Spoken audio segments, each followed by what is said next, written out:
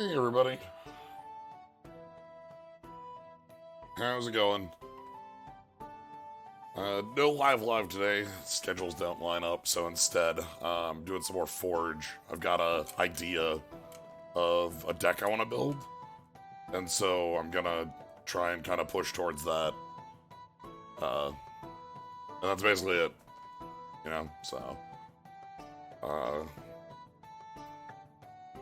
if I hit save here or load here, last time on Forge,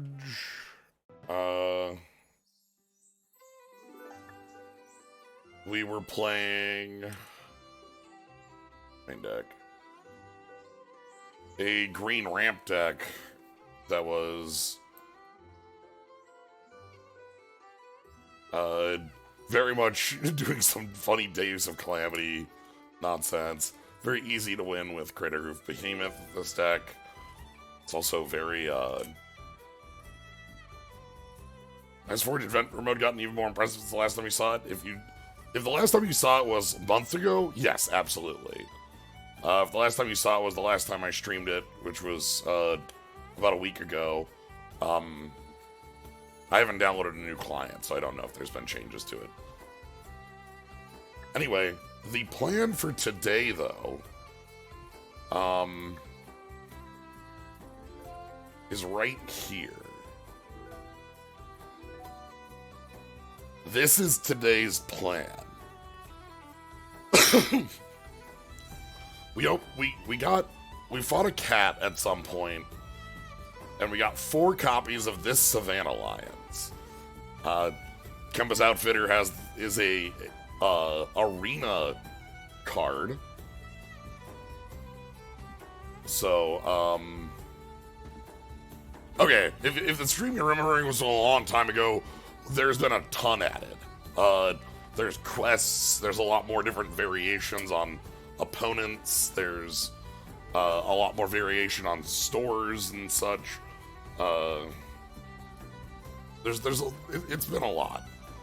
There's equipment stuff that's actually really fun to build with.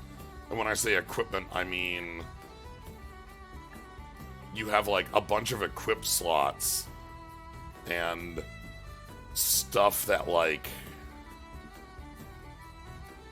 gives you different things, like Hill Giant Club here, or the Farmer's Tools. Piper's Charm. The Piper's Charm lets us force a block once per fight. The Farmer's Tools lets us have players both throw a land and a play once per fight. And we'll find more of those. Right now, we're kind of in the depths of green area, and I'm gonna go turn in a quest before going north up to the white area so that we can try to find some equipment. Because if we go north, I feel we are more likely to find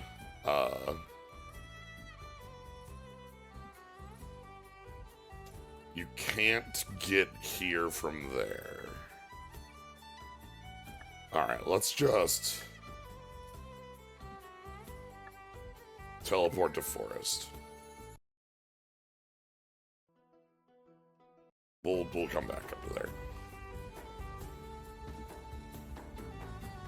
Alright.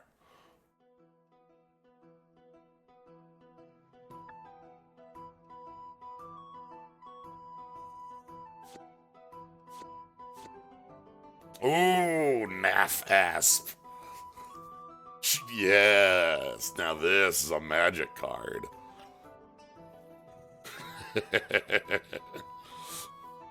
If Asp inflicts any damage on your opponent must spend 1 before the next draw phase of his or her next turn, or lose an additional 1 life.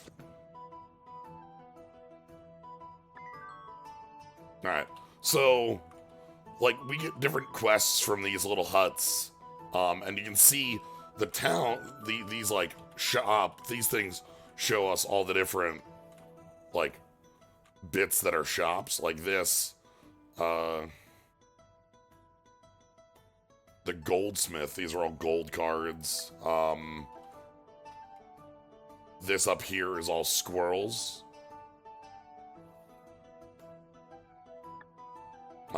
This over here is I think these are all werewolves. Yeah, or wolves. Like, cards that are wolves or werewolves.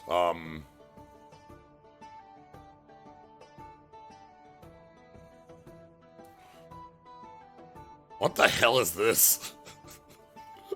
Lupin Harbinger's entered the battlefield. X1 counters on it, where X is the number of turns you've begun since it was foretold. Huh. Anyway, we can, like...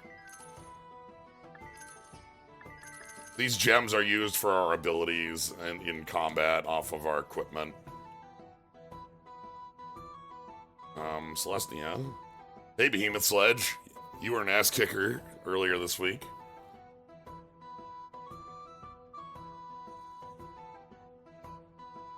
Alchemy for counting on a hidden information, yes. Because there would be no way to track that without revealing what that card was and, like, counting it.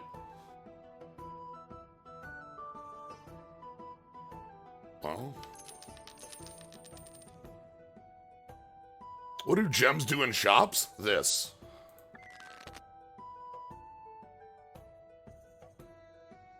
So this is a Celestia shop, and thus we'll always have Celestia cards. But I can re-roll it if I want to see different Celestia cards. Oh, little Bark Shell Blessing, that kicks ass. Oryx Herd! Oh!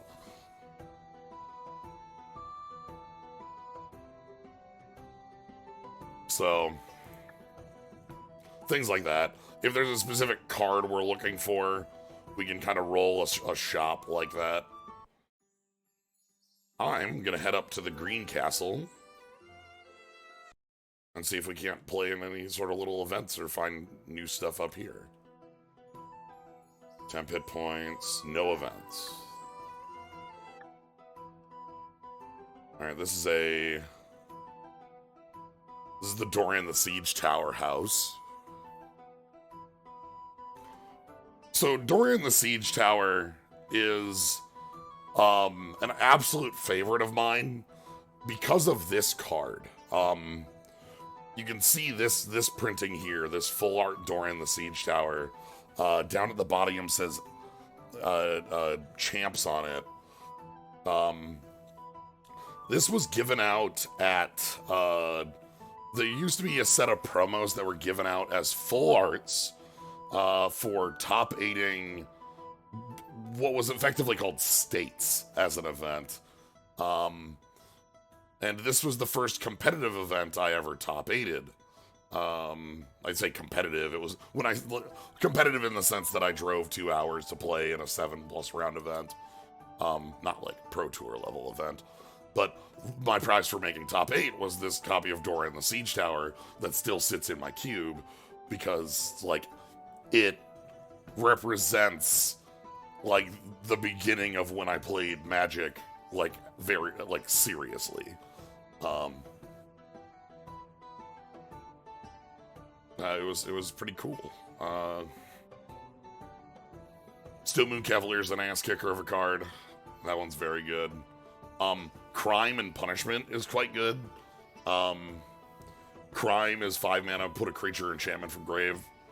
From opponent's graveyard into play under your control, which is not what you're usually after. You're usually after Punishment, which is kill everything on X.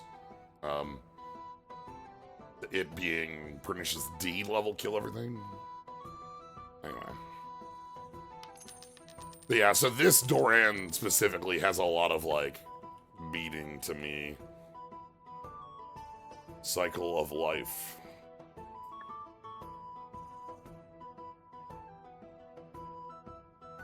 Verdant Haven. Ignoble Hierarch, hi there. Llanowar Elves, hi there. Interesting. I'll buy Nettle Sentinel too. The Supreme Inquisitor is here to remove 5 cards from target player's library.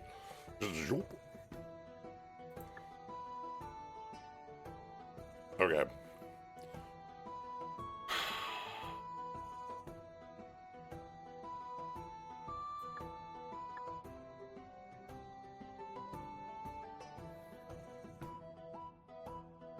Oh god.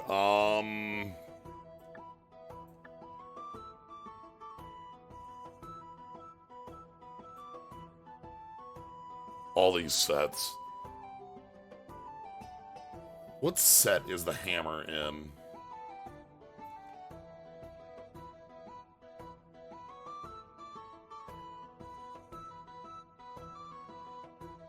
It's a M set, but I don't remember the numbers. Because M sets are all, like, if I pull up...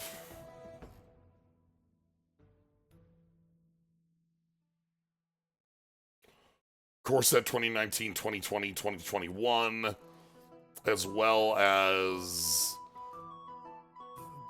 different editions, etc., etc. I think 20? Yeah, M11, 12, 13, 14, 15. So... I think it's M20.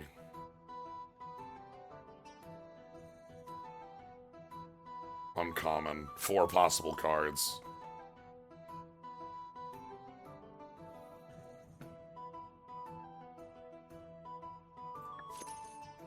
Damn it. Well. Alright.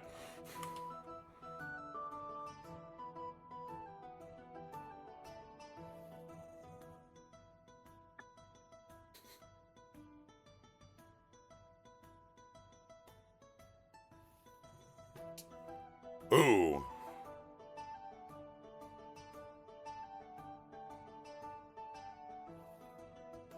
Okay, we saw this one. At least Manifold Key is like a usable... yeah, it's like usable. It is a, at the end of the day, voltaic key. Alright, let's get out of green. So we'll go back to center. We'll edit the deck because I want to...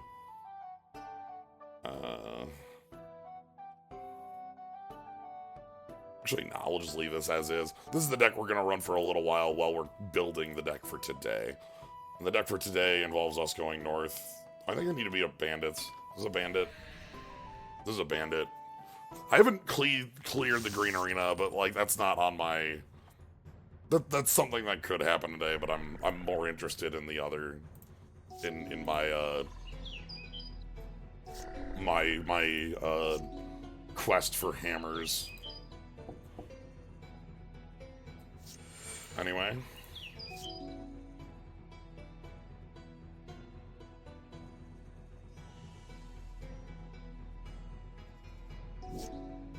Okay,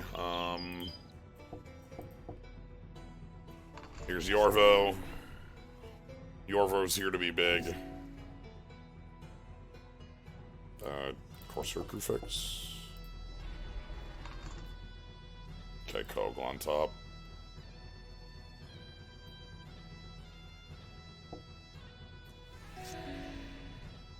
Yes, Farmer's Tools puts a land from hand into play for each player, which is a neat one.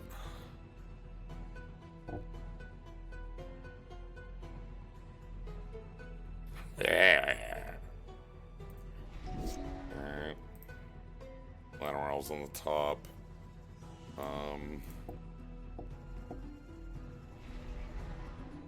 Auto simultaneous abilities. We're gonna draw, see if we get a land. We do get a land, that's good. Play this creature for Garen Big. I always read this as Garen Big, not Brig. And part of the reason I think of Garen Big is because, like, in the background you see, like, in the bottom left, there's, like, this, like, outcropping with, like, a fence on it that sort of reminds me of, like, what Pride Rock might look like if it had a fence on it. But Yorvo here is big enough to just hit it with a hammer, even though it's, like, I think it's behind Yorvo. Like, Yorvo's just that big.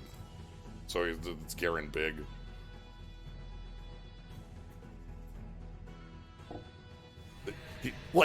He's a giant, but he's like, I think he's gianter than he giant is. You know? There's a perspective bit going on. Oh no! You're in big. Whomst would kill the Lord.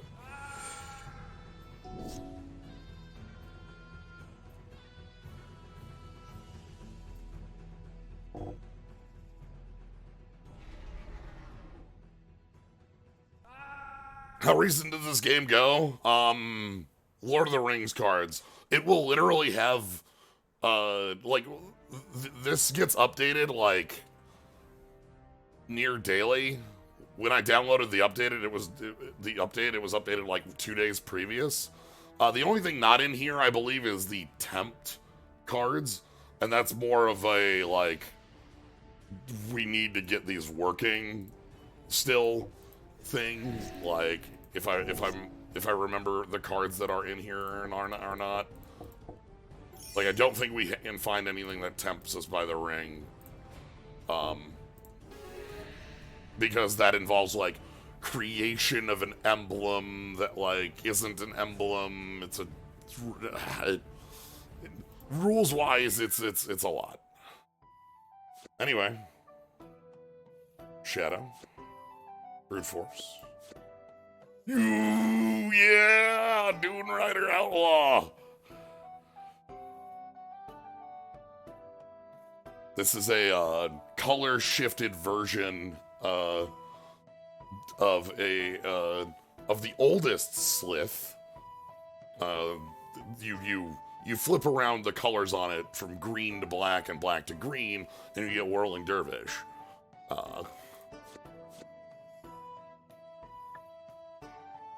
Alright, we finally dealt with the pair of bandits.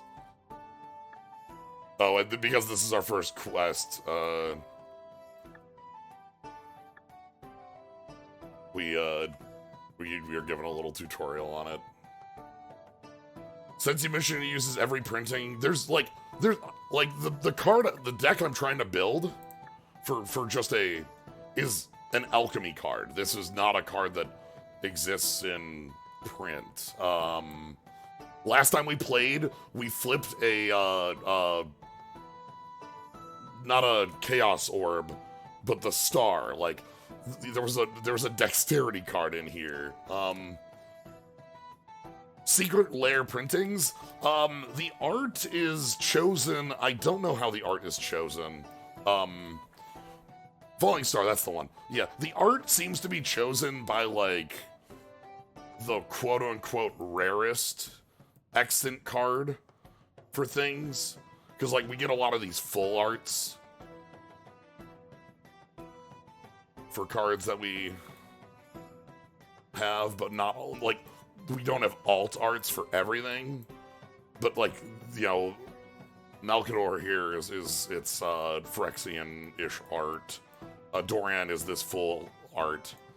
We have seen multiple different arts for card as well, so I'm not certain on that. Yeah, last time around we did see the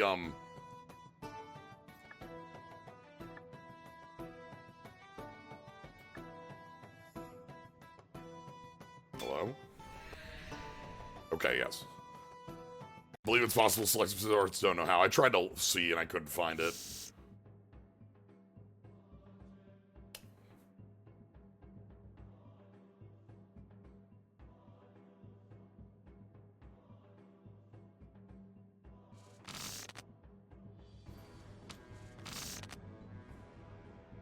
Wander across the wastes.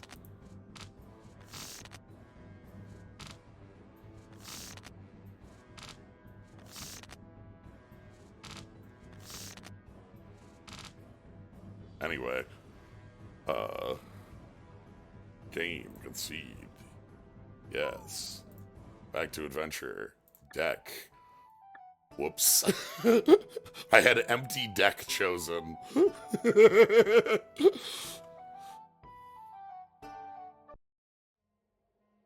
I ain't falling for that.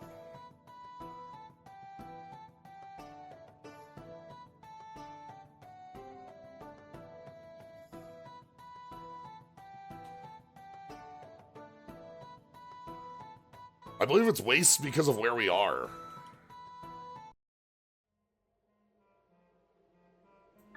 Oh my god, this was Skeleton House.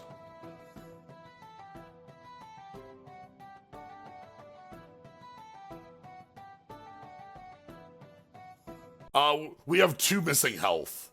In the top right, we were at 7 of 9 health. When we take a loss, we lose our starting health until we hit a town again. We also, I think, lose money. Don't know how much, though, if we lose cash. Ooh, Glenhawk Idol. Kick ass.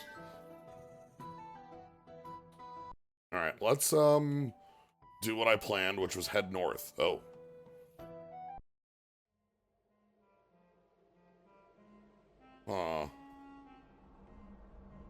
Alright. Apprentice Blue Wizard.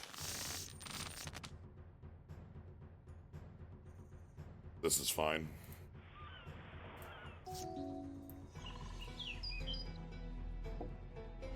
Scoot Mob is another old favorite of mine. No.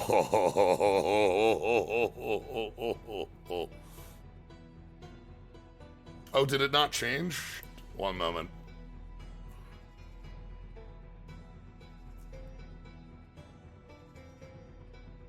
It appears changed on my end. Let me double check. Apologies.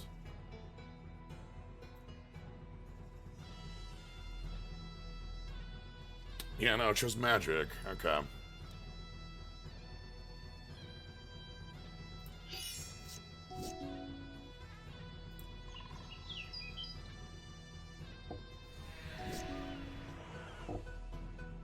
Yeah! Apprentice Wizard is here! Yes.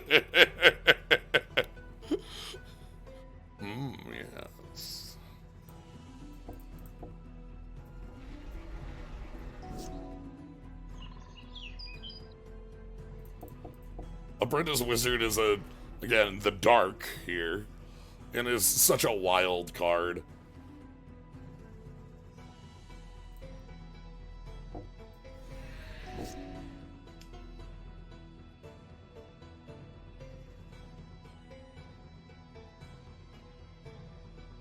Okay, that's just... it's fine. Ah, Zulfirian Void. I like this card a lot.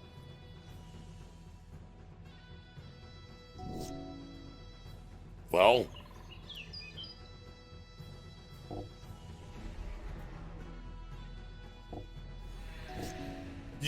Spreading Seas? Spreading Seas is a really rad card. Enchanted Land is now an island. This is a forest, but it's an island. Doesn't tap. You used to use this as a way to beat Jund in Constructed. Jund was a very powerful deck at the time, but Jund was a deck that had some very high color requirements for its cards. And like had to use things like Savage Land, Savage. It's the 3-color coming to play tapped land from Shards. But you would they would play that, then you'd on 2 just Spreading Seas it, and they're like, wow, this Sprouting Thrynax in hand sure looks like a good card, huh? Halimar Depths, oh, the era we're in. I want to say Apprentice Wizard has only been, dethroned as the most wizard-ass, wizard-looking motherfucker in Magic by literally having Gandalf as a card. Yeah, that, you know what? That, yeah, I believe that, because, the Gandalf, Friend of the Shire has the printing that is the poster for the Bakshi, Lord of the Rings, which is maybe the most wizard art you could possibly have. I would be stunned to find a more wizard than that specific art.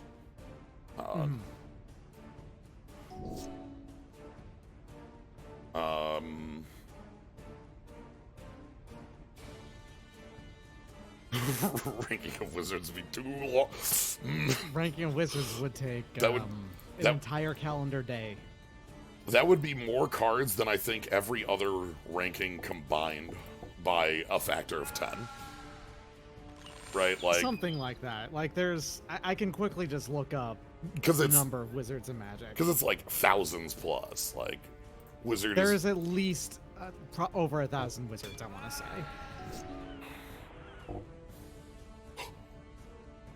all right. There are... Wizard actually has not broken 1,000. It's at 977. Okay. Damn. I did. Which Gandalf card? Friend of the Shire, the blue one that gives your sorceries flash and has like 3 different alt arts. Anyway, Scoot Mob here. I don't really need to do anything here. There's actually very slightly more warriors, and by very slightly, I mean 5. There are 5? 5 more warriors. They're Oh. that close. Yep.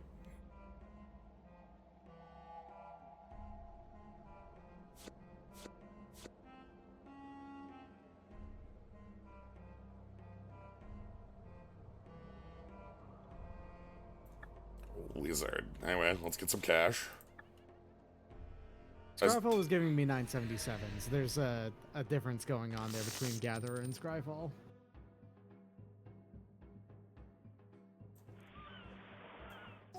Yeah.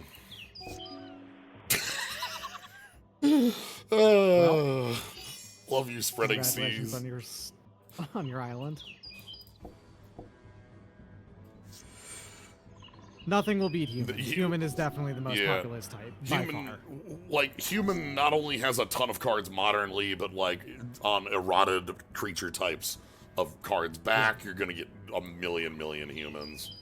There are well over 3,000 humans in Magic. It is going to forever be the most common type. Oh.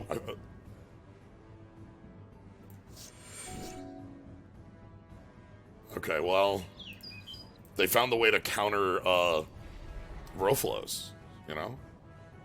Yep, if you just have only islands. If all my... Well...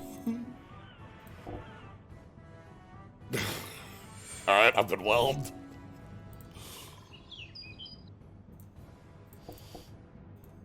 Which card is the most human? Joven.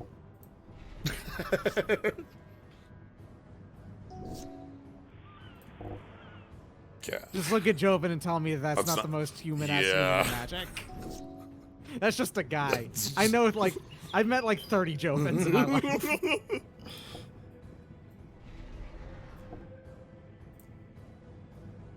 I've been to a LARP before. There's like 40 of them there at any given time.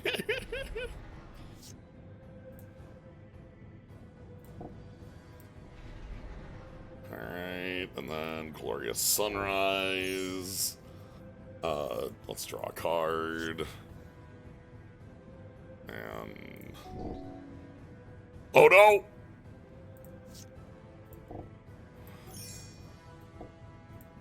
Can't be blocked.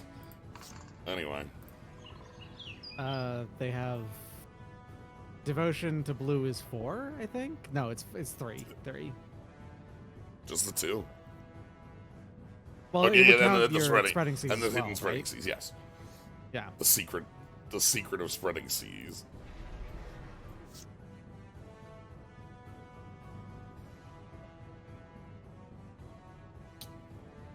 Creature type wizard also includes Diviner's Want, and sometimes it's hard to search things.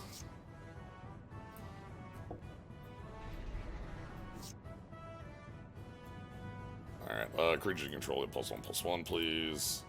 Everyone in. Okay. Send this wizard to hell immediately. Alright.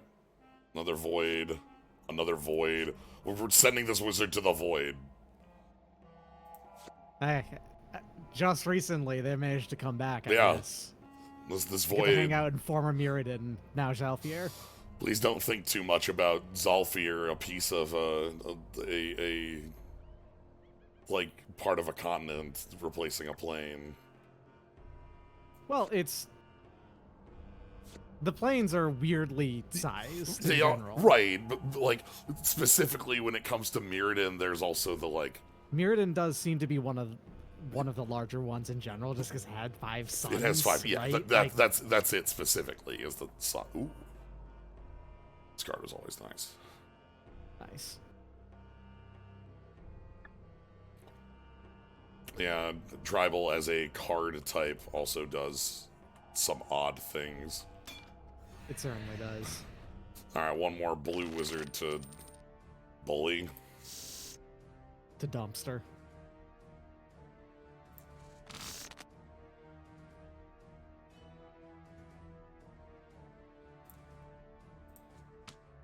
Later, Kogla. Yeah.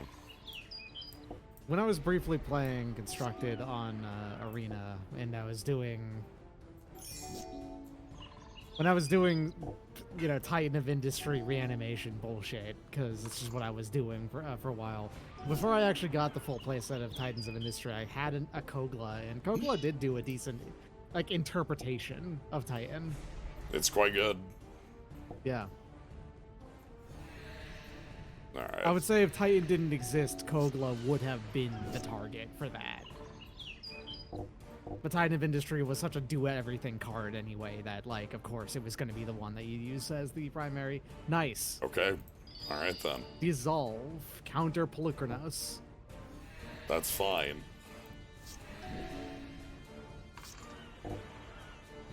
I still have a Sword of Pro Blue.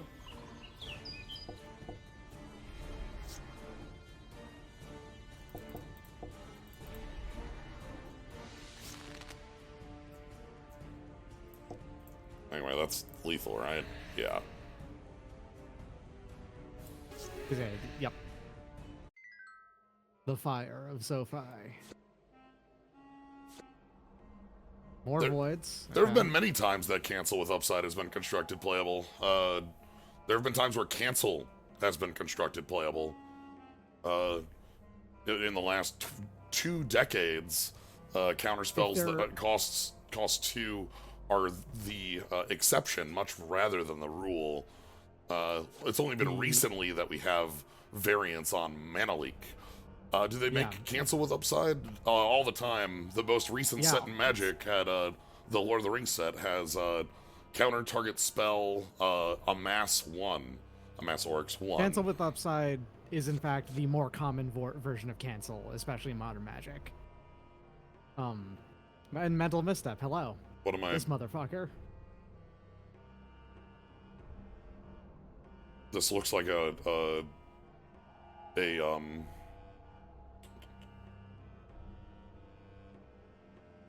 This looks like an alchemy card, so I'm looking for like.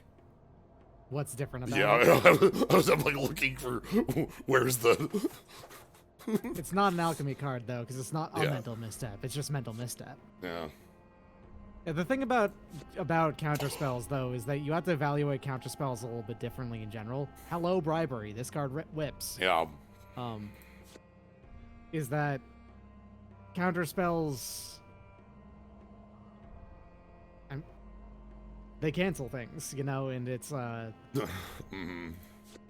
it kind of really does just depend on, is there enough other things that support a dedicated control deck to exist at the time? If yes, then you'll pay a surprising amount for a counterspell. Oh God, Rishadan cut purse. So anytime I see this or any of the vertical cycle cards out of Rishadan cut purse, I think of the joke that was Legacy Pirates, the deck. That was a deck that was effectively made up by some folks around the time that Ixalan came out, of like, you know, because there's always been a thing with Legacy where it's like, look, any deck can function, aggro deck can function with like Aether Vial plus all your cards that matter. And so it was like, oh yeah, there's this like pirate aggro deck, pirate stompy that's like super good, and it jumped a specific rare out of Mercidian Masks like $20 on the spot, until over the weekend people realized It was smoke and mirrors and extremely fake.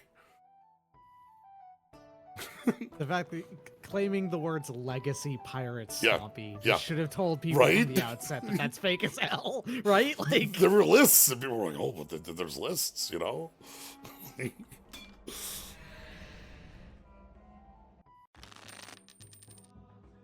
All right, yeah, this is fine.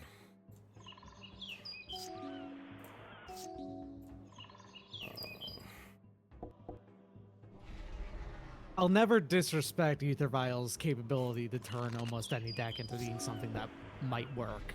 I mean, But- it's not really false that that's what Aether Vial Yeah. does. It's that it is that powerful. Mhm.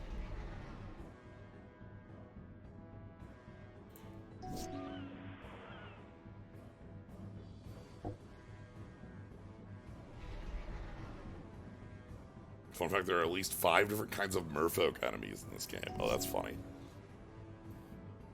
That's appropriate for the number of Merfolk decks that have ever existed in Magic. There should be like, there could be easily like 18 of them. Mm-hmm.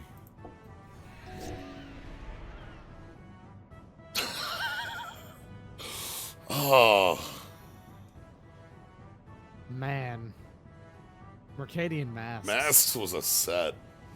It certainly was. Okay.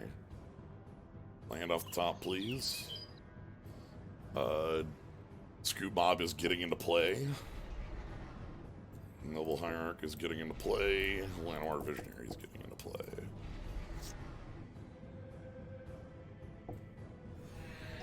Yeah, so Free with Hate, there were a bunch of cards in this type in Masks. This is controls a mountain, you control an island. There's Submerge, I believe is the name of the card. That was blue 4. If your opponent controls a forest, you control an island. Target a Tarmogoyf and fuck it up. Massacre is like you control a swamp, they have a plains -2/-2. Whole bunch of stuff like that.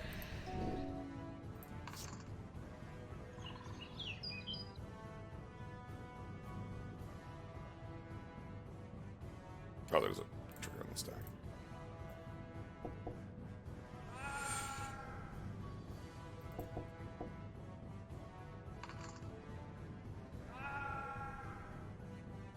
Crush.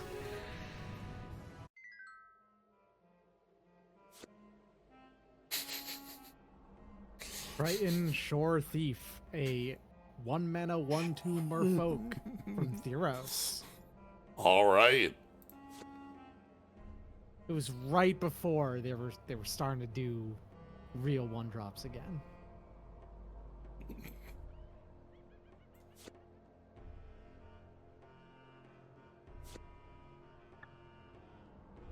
Remember when 1-mana 1/2s were okay? No.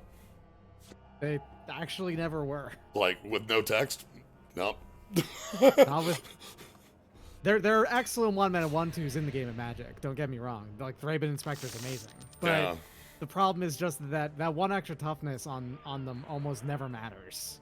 It's one of those things that specifically comes up in like so Modern as a format is one where like things are very adverse to having 1 point of toughness.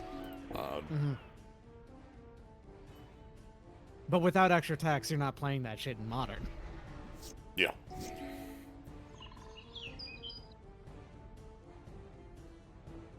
Well. Yeah, 1-mana 1/2 with no text means you can block a 1/1, and except that. Great. That means you blocked a card that doesn't really exist that your opponent's playing. You know, like you're blocking a token at best at that point. And if your opponent is attacking you with that token, that means they're probably swinging past you anyway. Mountain Walk until end of turn.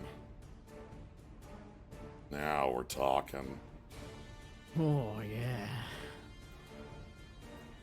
Land Walk. One of those things that's really incredible when you look back on it in Modern Magic is how common Land Walk really was. Mm-hmm. all over the place. Like, it was just a basic evasion ability back in old Magic.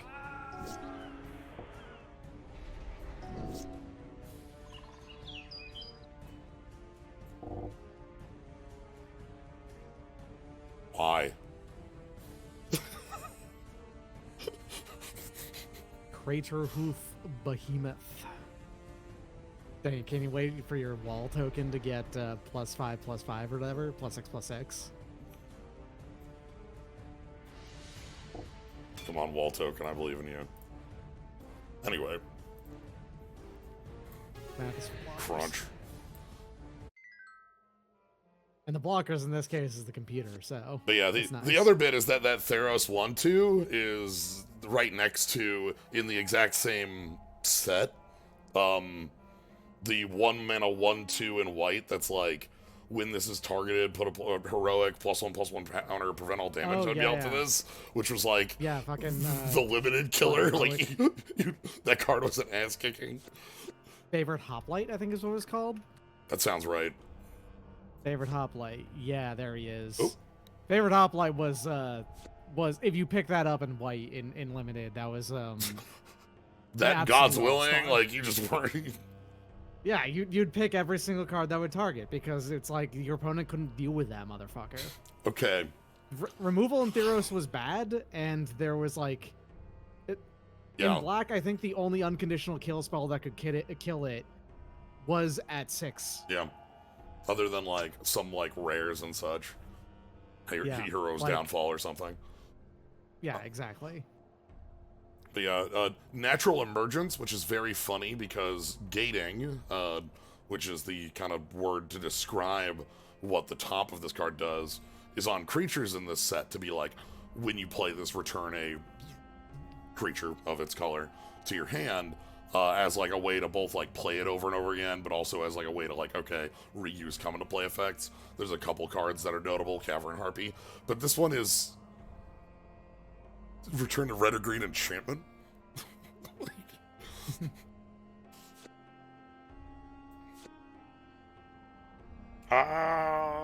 This is the creature that is going every time someone dies. it's this centaur right here. This guy, yeah. Bygone Bishop. This is quite a good creature.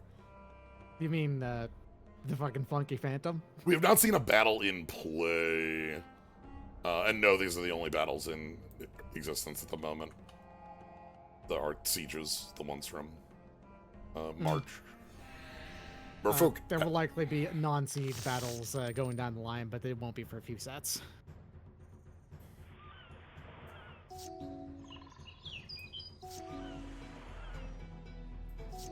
I would imagine that they've already like come up with what that looks like. It's just that they have already said that battles will not come up again for a bit. Yeah. Kind of, you know, there's reasons for why they would do that, because they want to gauge what the reaction to them was, which I think was mostly favorable. I feel like it was mostly favorable. They play a lot better in practice than they like initially came off, because I was very skeptical of them. Yeah.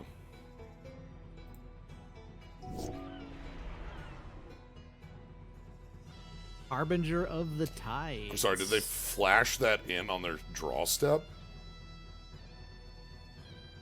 They did pay 4 for it. And it's before combat. All right.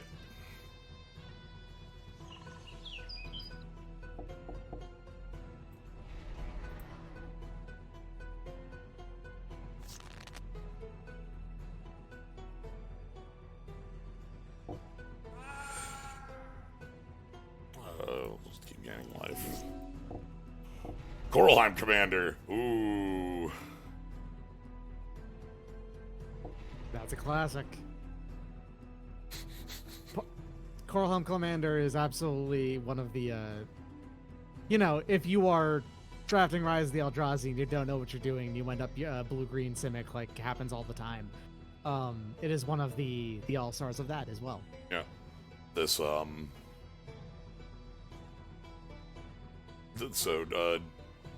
Thrasios here is like one of the most generic extant, like, specifically, Commander Legends for, like, Simic. I mean, was this one not, like, also...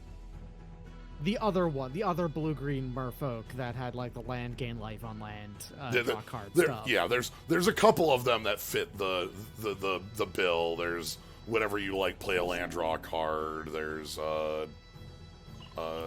something Benthic Druid, I think is what I'm thinking yeah. of. Katiova, right. Yes. Alright, I want this land to tap for triple, please.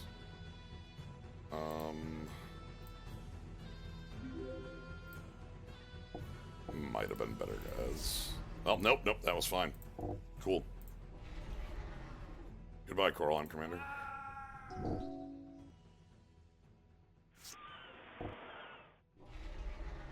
Ooh. Sajiri Merfolk is, like... Oh, neat. Quite aggressive. Blue first strike and lifelink. Yes. That requires a plains, but blue first strike lifelink, because... Yeah. That was a cycle.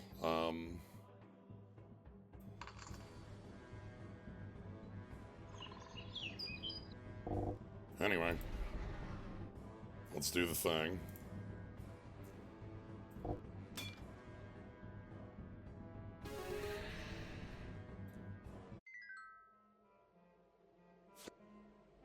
Okay. Of the cards I can get there, that's... Oh! Wonder Wine Prophets, huh? Champion. Yeah, now we're talking about fake-ass mechanics. Champion, when this comes into play, you have to remove another merfolk you control from the game that comes back when this leaves play. You might see Champion, and if you're not familiar with Champion, it clearly looks like an unplayably bad mechanic, right? Like, this is... Especially on this body we have here, that's a 6-mana 4/4 with you need to have a merfolk in play. But let me tell you, some of the strongest cards in this standard had Champion. Mistbind Click specifically is the one. Is the one. That's the one. It had like just a absolutely wild. But there were other playable ones. Ren's Run Packmaster may not have been running constructed tables, but it was a 4-mana 5/5 that made made tokens. The big problem with Champion was double breeding pool. Fantastic. Yeah. Is purely just that Champion is so many steps on a card. Yeah. Like, okay, you have to have one out. You have to then exile it when this comes into play, or you sacrifice it. Then once this thing dies, you then have to put that one back into play. Like... Yeah. Mistbind Click was definitely run a line of credit by Bitter Blossom, but, like, oh, now here we're talking. Merfolk of the Pearl Trident. 1 mana, 1/2. 1/1. Oh, 1 mana, 1/1. Now that's a blue creature of the old days.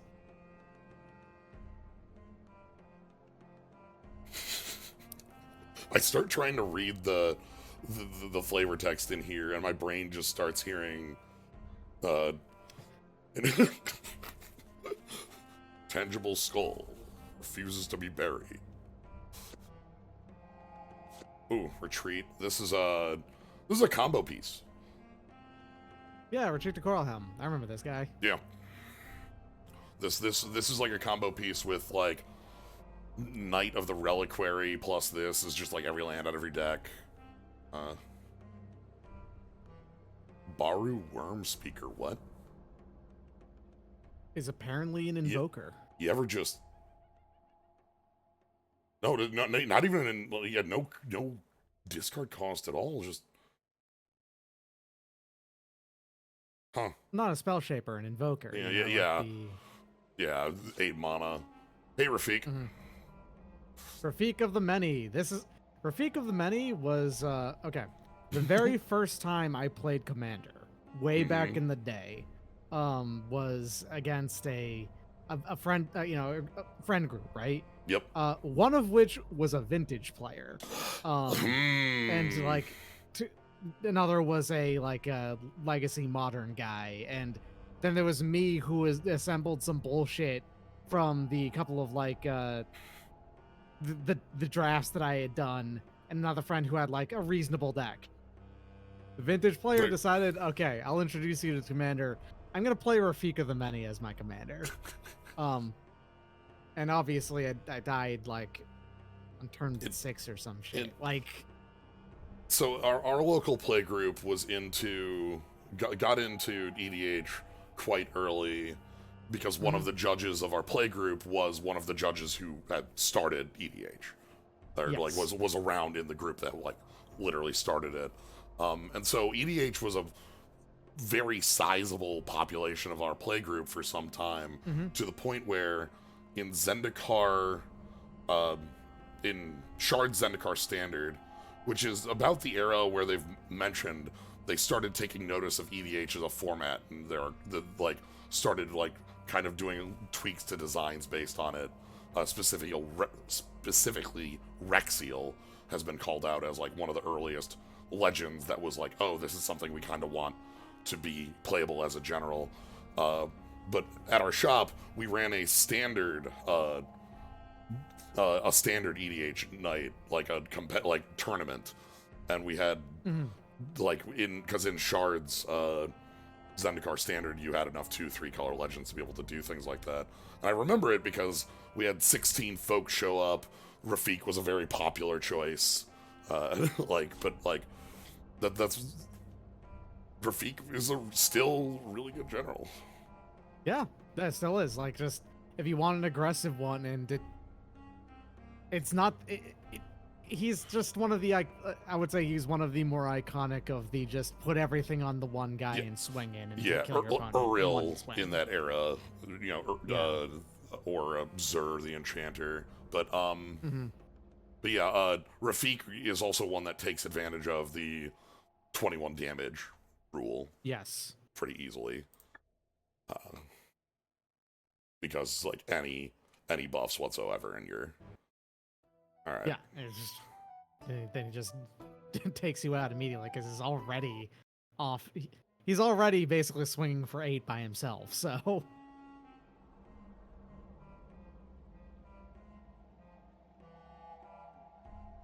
I'm here to steal your gold. Yeah, Rexiel was one I enjoyed a lot as well. I steal the booster pack.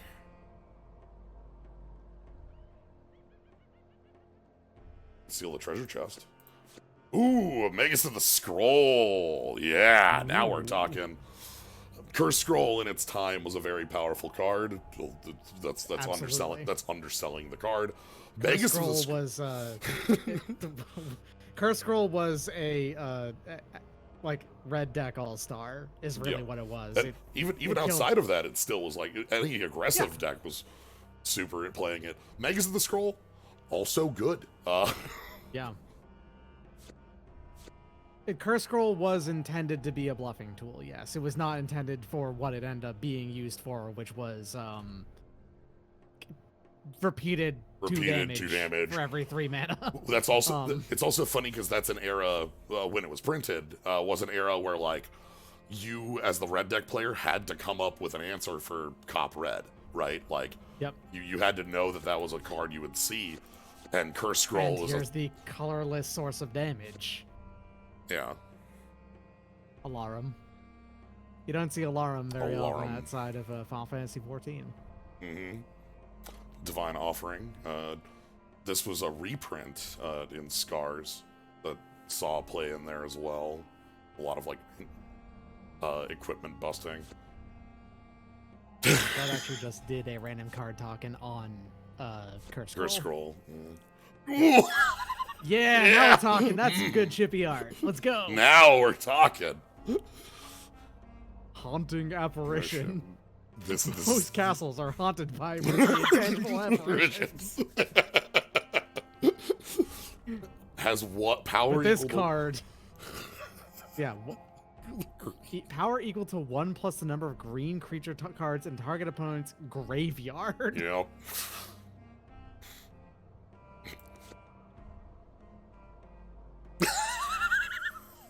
All lands of the chosen type gain phasing. Gross. God, I love. Oh, phasing. Uh, I am certain that the text of this card does not target, because that is not an activated ability. You would not make a... No, that's a state-based effect. It's actually the 6th or 7th layer of layers. Right. Is those characteristic defining abilities is what they're called. Right, but it would not use the word target on a modern printing. Correct. Yeah, no, it definitely wouldn't say target. In fact, I'm sure if you go look up its eroded text, It would be like choose an Gather or opponent. something. Yeah, choose an opponent. Your opponent, and yeah. As it enters, choose an opponent. Okay. Am I in B-Town? What is this? What? All opponents gain a hornet nest. That's terrifying. I'm about to die to bees. This is the hive. We're gonna... Oh, God. Queen of the bees. And that's what's her name? That's a legend. The legend from the Jund colored legend, right? Yeah, she is a legend from Legends, straight up. Who has her name though? Who has a it starts with an X. Yeah. Zaya. Anyway, had a new version in with the single best token in the game of yes, Magic the Gathering. Absolutely. Haunt.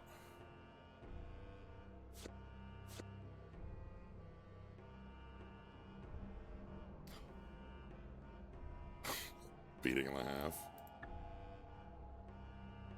Alright, well. Should we go fight some bees and see how much we lose to a hornet's nest? 0, thank you. 0, okay. I'm gonna go die to 0 here. 75 health. Okay. Oh shit. And she has a boss effect, which is a Oh no. Oh, you better build something fucked up if you're gonna be able to deal with this. I don't think Non-token insects you control get +1/+1 and have double team? I don't know what that means. At the beginning of your upkeep, put an egg counter on each creature. When each creature with the egg counter dies, draw a card and create. Oh. Double Team is a designed for digital NTG arena specific keyword action. Oh, is that the make a copy? The price of one. Is that the make a copy? Okay, that's the make a copy. Okay. Yep. We're on the play. Sorry, that's make a duplicate, which is distinct from a copy. Yes, you're right. It's not a token. All right. So the hornet's nest is going to get... Oh, God.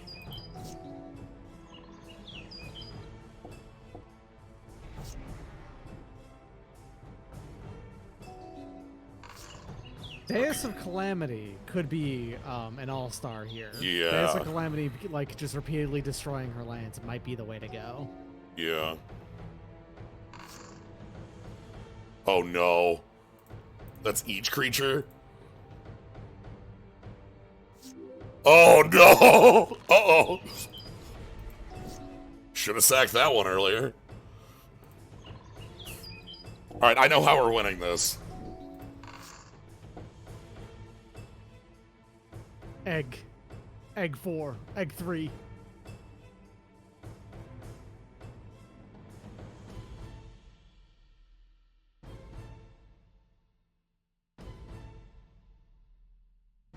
With flying. Okay, it's not using...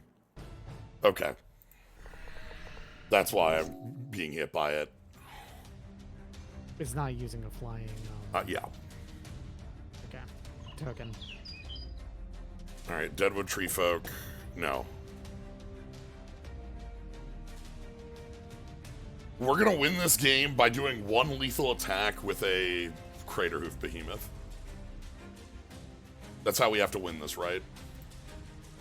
Sounds good to me.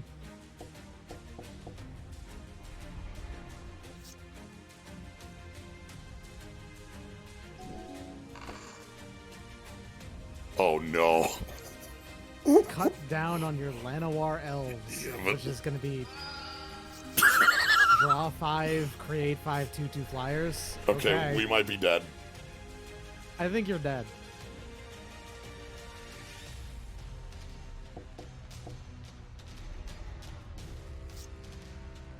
That's fine.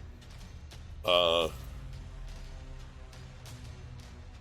Deus, get in there.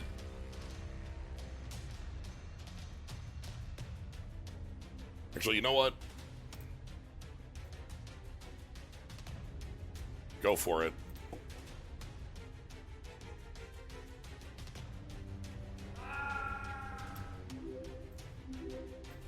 There we are. These are flying death touch. Mm-hmm. My goodness.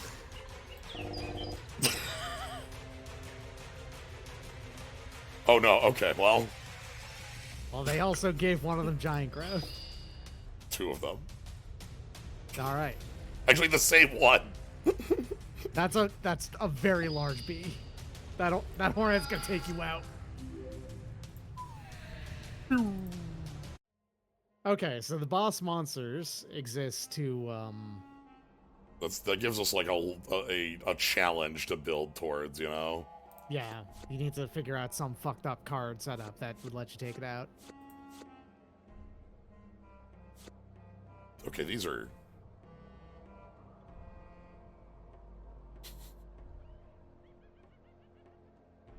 Rust. Counter target artifact effect.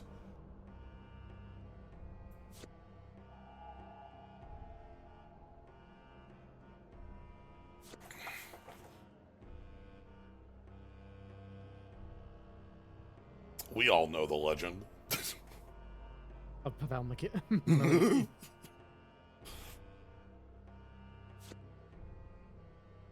Legends is such a set. Cyclopean Mummy, which has a time spiral reference. Well, a lot of cards have a time spiral reference, but this has a very direct one. Sweet. +0/+1 and trample. Tap target creature you control and put 3 counters on it. Target creature does not untap as normal while it has 1 or more of these counters remove 1 counter during your upkeep. During the upkeep phase, after which the last counter was removed, Cocoon is destroyed and target creature gains +1/+1 counter and flying ability. It's +1/+1 and flying after 3 turns. Yes. As you go into the cocoon. Yes. Oh! Honestly, it really feels like the guy in the right is getting hit much worse.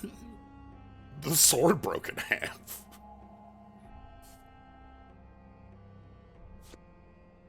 Yeah! Yeah! How's on Tamar? Sand Warriors. Hazazon is... Oh. The card responsible for sand to be a creature type right here. Sand Warriors. This one was also legitimately one of the most interesting legends to play with. Yeah, yes. This was one I built an EDH deck around back in the day because you could use this as like a wrath of sorts. Because if you give anything changeling, it becomes Sand Warriors, which if Hazazon leaves play, they all get removed. It's great. Rampage is +X/+X, whereas the value of Rampage for every single creature beyond the first that blocks it, which is the thing that killed it as a thing that would ever be come up. I love that this card is play before blockers. You have to like make your combat trick the most like apparent thing in the world. Like, all right, here we go. Yeah, the Wretched. The end of combat, take control of all creatures that blocked the Wretched. All right, let's get the hell out of here. Okay, so there's a bee house for us to go deal with at some point. Apprentice Black Wizard.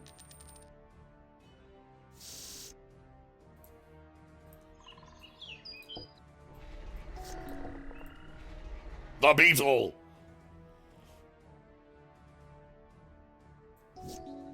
This was a rare. Every player sacrifices. Yeah. Yep.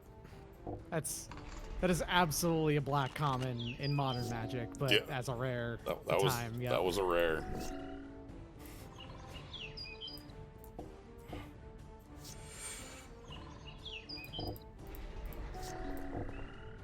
Arbor Thrall, yeah! Armor Thrall rules for being a 1/3 that hands off a 1/2 counter. Oh boy. Old counters. Mm-hmm.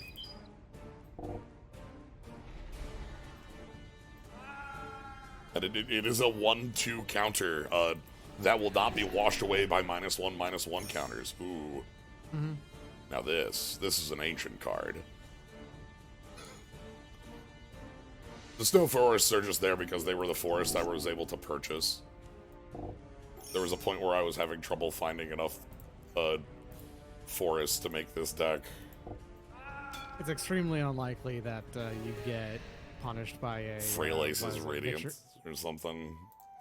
or like Flow of Vitriol or whatever that's called. Yeah. Chain of Smog. There was a period when Strixhaven came out. This was played with some cards that have a mage craft, spellcraft, spell mage, spell. That's like whenever you play an instant sorcery or copy an instant sorcery, you do a thing, and with that you do it infinite times by discarding your hand a million times. All right. Because yeah, it's target player. You can target yourself with that. Yes. And then it gives the ability to copy it to yourself again. Ah, Sadak, the Silent King. Mill 3, artifact or creature or vehicle in your hand. Very legit in the deck that it is from. Protean War Engine. What the hell is this? Draft a card from Protean War Engine spellbook and exile. Was there an Alchemy Kaladesh remastered or something? I don't know. What's DMU? So Dominaria United? Dominaria United Alchemy, I guess? Yeah. Reaver Titan. Whenever it attacks, it just deals 5 damage to each opponent.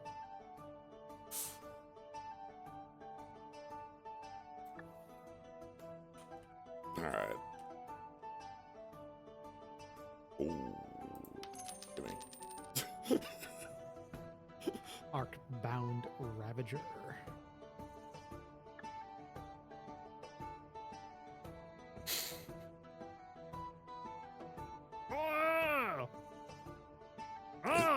Is this Ashes to Ashes?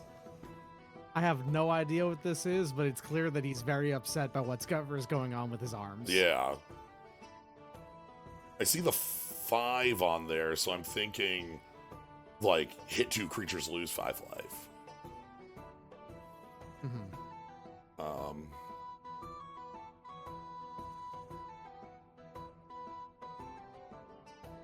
Ashes to Ashes is 2? Okay. Well, this is Diabolic Edict. This one kicks ass. This was a card that for decades they were afraid to make stronger. make stronger.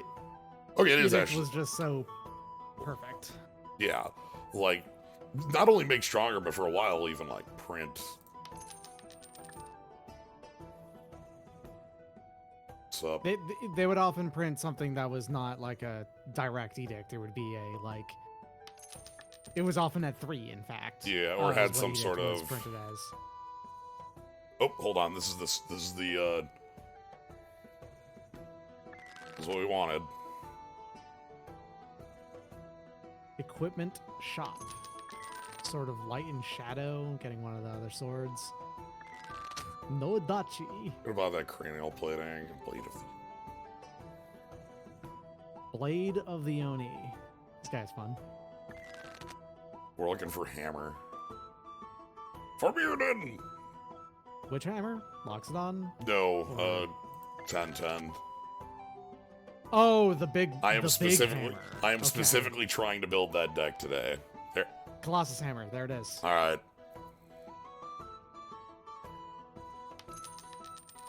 The idea is I want to build. I'll get a Basilisk Collar too. That's fine. Sword of Light and Shadow. There's Cauldron. The fixed Skull Clamp. Yeah, the hammer that Frodo can't wield.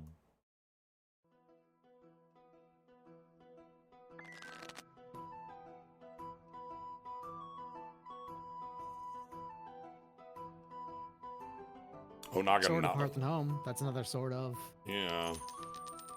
Onaganata, this one has like tricks to it in that you can only attach it to a creature with 3 or more power, but once it's attached, because it gives +3 power, it will meet its own requirements and not fall off.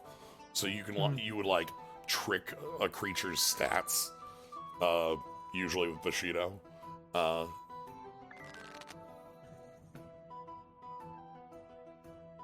Classic Shuko. Shuko. Majosto Yep. appears constantly. Also part of a number of combo decks. Mhm. Because it's a 0 targeting effect. Actual, literal, just greatsword. Sword of Sinew and Steel, another sort of. Yeah. I think I'm looking for basically sort ofs and hammers, and I'm willing to go down to like, let's say 70 on the rolls.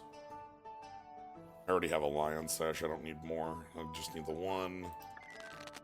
Civic Saber is a very handsome sword, if nothing else. This is like a sword. Umezawa's Jutei absolutely is a sword. Hammer of Ruin.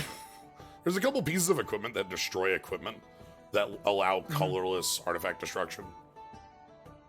There's Manriki Guzari as well. Umezawa's Jutei was the most powerful card in Standard for some time. Like, it was to the point in Block Constructed and in Standard even, decks would play Jutei to legend rule opponents' Jiteis. You would also because like legend rule at the time is they both blow up. Or you would like Faith's Fetters a Jutei, and then it's like, well, if I play 2 Jiteis to get my Jutei back online. Body in mind, once in future. Once in future. It was also available in a Rat's Nest precon. Here's another There's equipment. Manriki Guzari, yep. Yep.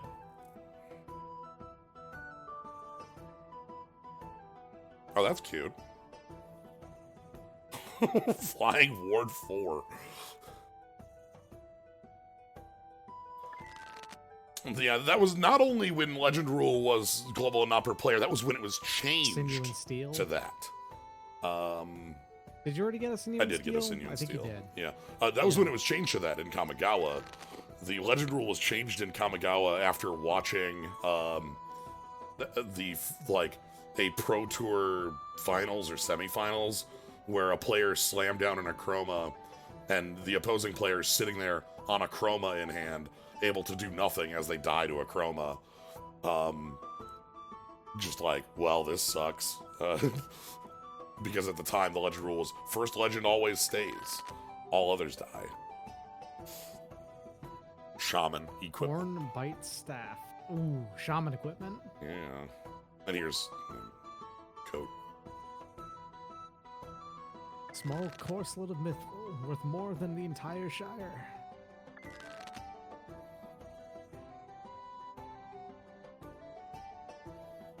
Sword of Kaldra. Alright. And Vengeance.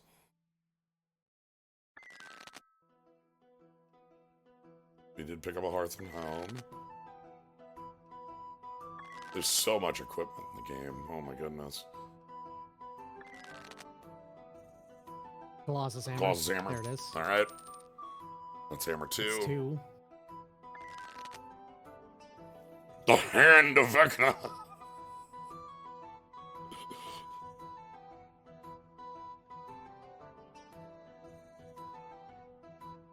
Keep an eye out for Feast and Famine.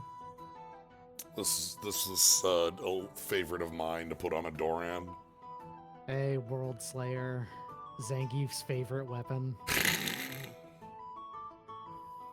We don't have those yet, but we have a card that works with them, which is the reason I want to build the deck in the first place. Unscythe, the original of these. Killer of Kings.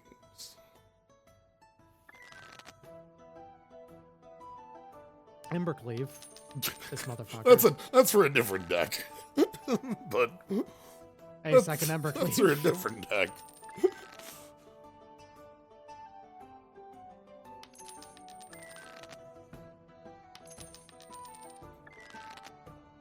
Hey, Bone Splitter.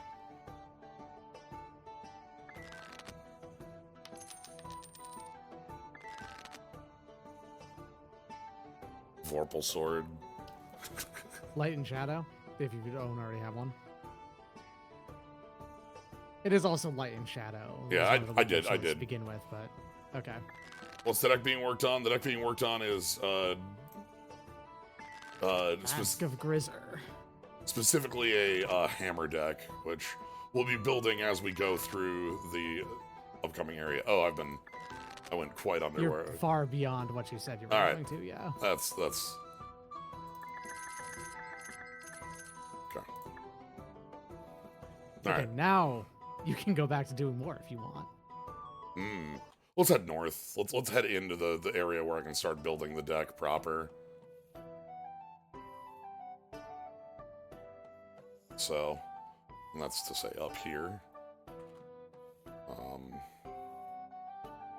Get in the sands. It was like 4 swords, 2 Colossus hammers, and 2 Embercleaves, and also 2 cranial platings. So, what we're here to build is this deck here. I'm gonna just start building it. It's Kemba's Outfitter. Kemba's Outfitter is a card we got 4 of very early. Kemba's Outfitter is a 1-mana 2/1 with choose one, either equipment in hand or you control gains equip 1. In addition to its other equip costs, So- second ability. So the idea is goodbye.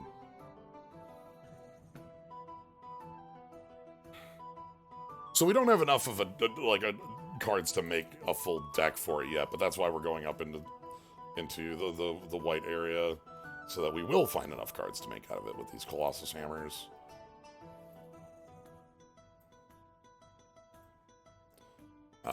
But might as well get that beginning. We want Sigarda's Aid, Stoneforge Mystic,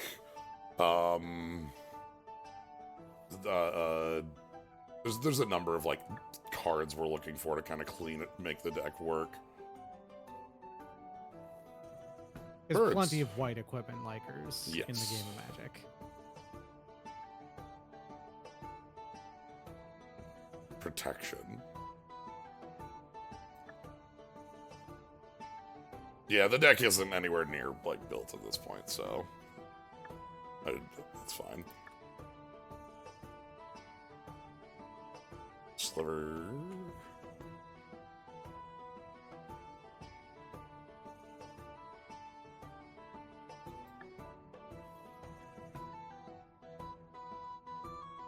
Oh, hello. Oh, Denetha. Okay. And Pure Steel Paladin. Okay. Yeah, Pure Steel is another way to make these work. I'll take Danitha as well. Actually, this is probably one I can reroll a couple times to find more This is Knights. This is where Knights live, and Knights love equipment. Tivadar. 2/3 that is when it is equipped, you can attack. That's not worth it. Student of Warfare.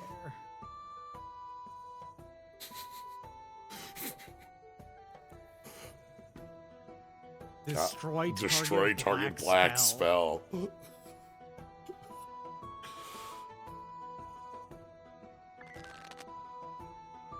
Sigil Paladin. Knight. Horns Inquisitor.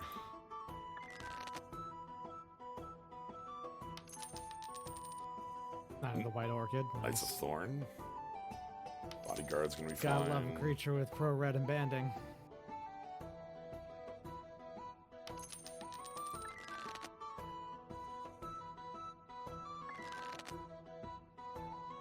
Another student. That's absolutely fine to pick up. Pure Steel 2. Pure Steel Paladin. Pure Steel means we want artifact creatures in the deck too. There was a Rasputin I should have taken. Alright, here's a card. Knight of the Holy Nimbus, flanking 2/2 with A replacement effect on destroyed that is regenerated. Yep. Bizarre.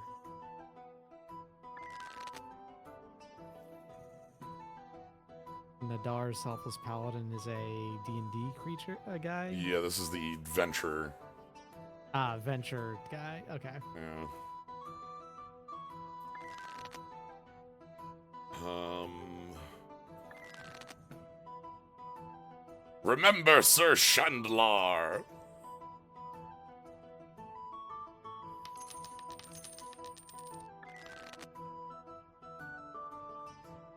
Knight Errant of Eos is not Ranger of Eos.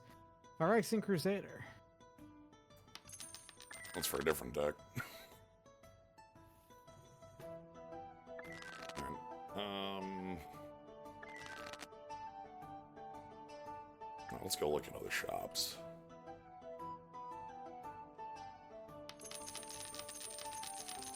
No. His name isn't Sir Chandelar. It's Sir Chandlar. Chandlar. No way between Shand and Lar.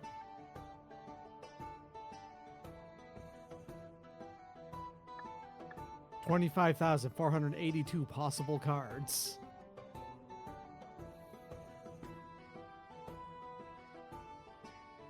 Oh yeah, what plane would you like to check in on? How about Commander 2012? Or whatever. Yo! Exalted Angel, the only creature with morph in the Vintage Cube. Exalted Angel is one of my favorite cards. When I started playing, one of the first decks I built was Astral Slide Exalted Angel nonsense. Inspiring Overseer, this motherfucker. For the best white one uncommon, commons. Sorry, Yes. not uncommons. Azoria Shop LLC. Alright, what's a quest out? That is not lifelink. Exalted Angel doesn't have lifelink. No, yep, that will gain you life, but it is a triggered ability on it dealing damage. Yep. Okay, deliver a package. Sure.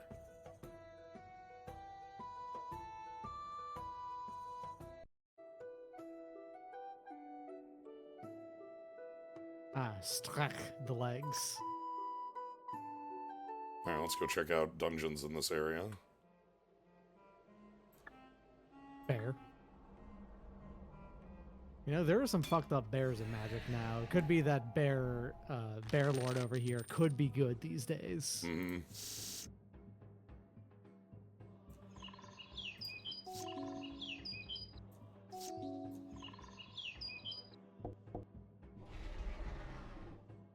Just doing this to save me time.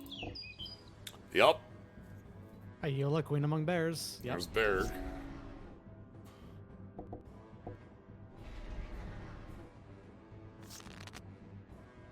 Trigger Starfish, thanks for the raid. Welcome. We're fighting bears at the moment. And there's, yep. Well.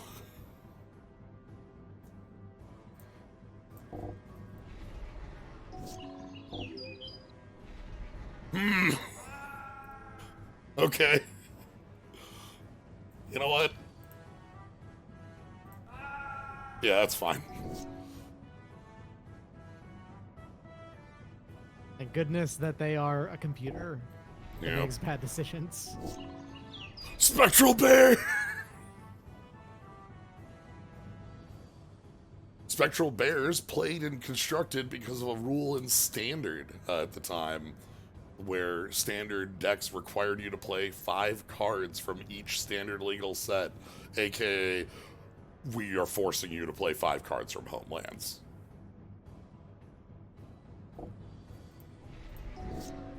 Amazing that that's one of the least bad cards from Homelands. Yeah, that's like number 4. Mhm. Because it is, you know, it is a 2-mana 3/3, and it, you know, it was in the era of, you know, Necropotence, you know, Yeah. so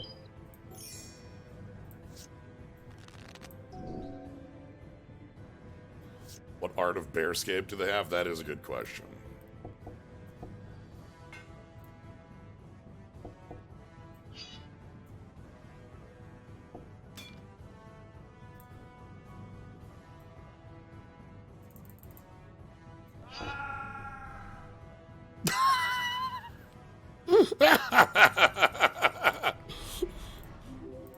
Yeah, okay.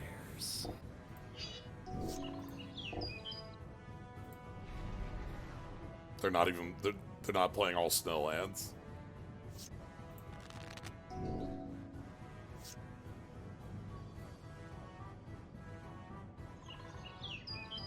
Okay, Nissa, flip. 4 Automolona Spectral Bears. Usually it was 4 serrated arrows in your sideboard.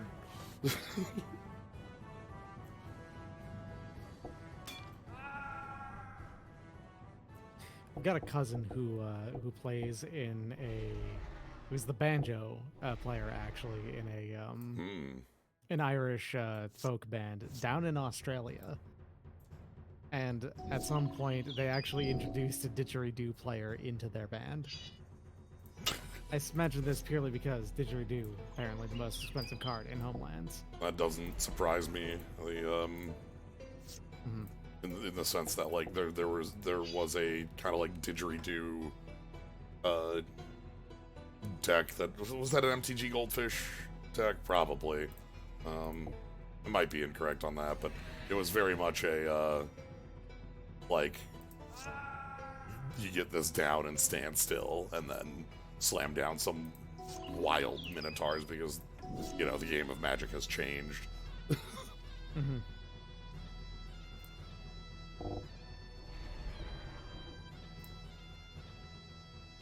I remember when they kept on doing Minotaur tribal stuff, like around the Theros 2 4 sets beyond Theros era, and like it was something that they were actively working towards like improving, and it just at the time it still didn't work even with active like Minotaur lords. Well, Yeah, but the big thing about it was that Minotaurs as a card type would effectively start at like 3. Yeah. And you kind of can't. Like, decks don't function if that's when they start. Yeah. Alright. You.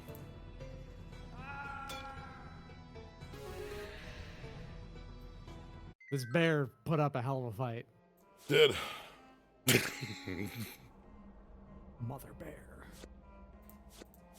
Ashko bear. Alright, I'm just gonna steal this treasure chest and leave. Don't want to deal with that Hydra. Nah.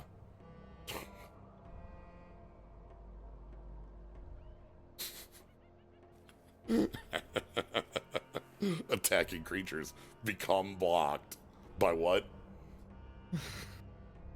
You know. They're blocked. They're blocked. Stop asking questions. Look, I blocked them. What do you mean trample? All right, I assign 0 damage to deal lethal damage to your and I trample through.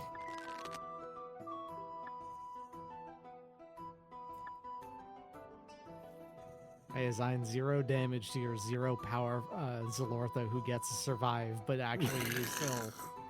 This was technically enough damage to kill it.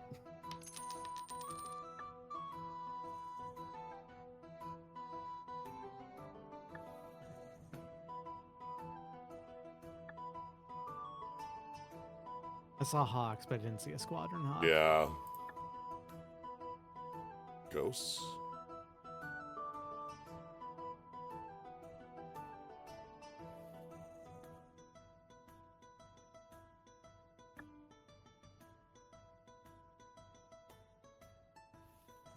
Alright, we need to find some folks to fight that'll get us cards.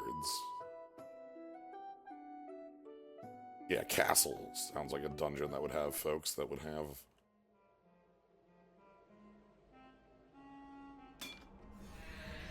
Dwarf?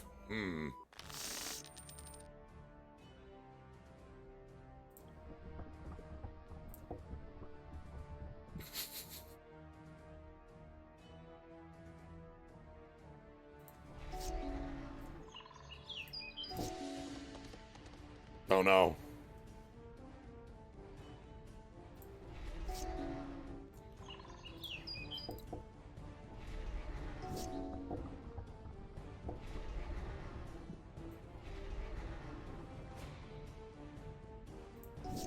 Our opponent's going all in on dwarves here.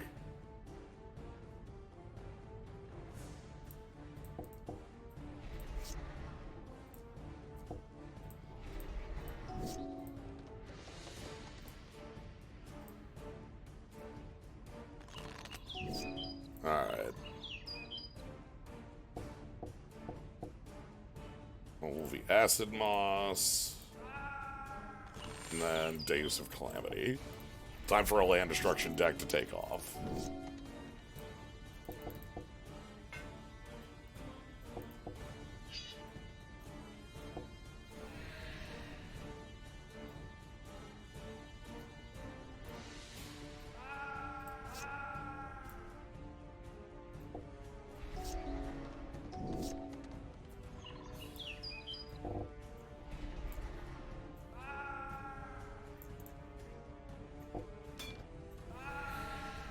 This deck just gets things done.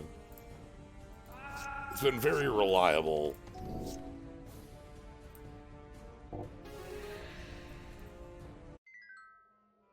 Alright, what do dwarves have?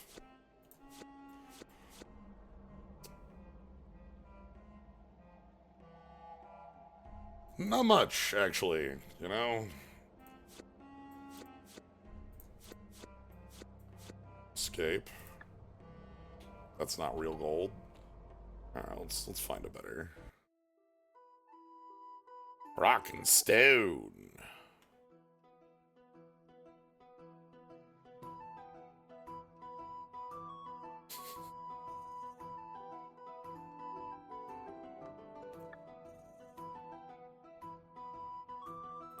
Exterminatus.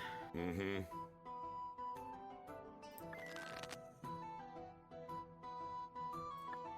Torture chamber.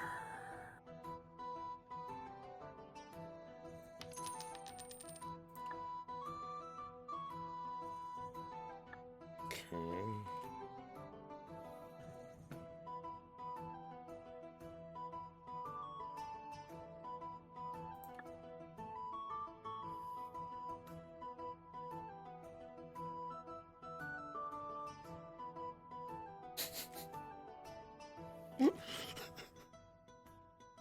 You know, just in case.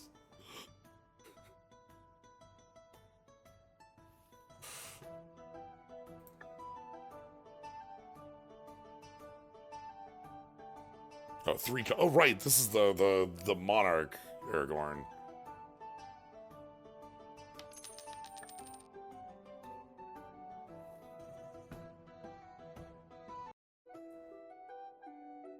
Alright. Very win this town, I think. Scorpion! Not only does it tap for mana, it taps for blue and is an untapped land. It's technically a better, better island.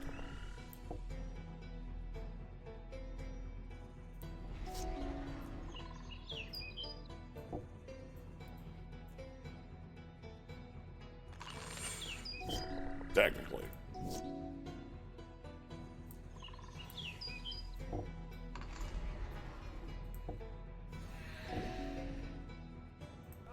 Poison the cup, sure.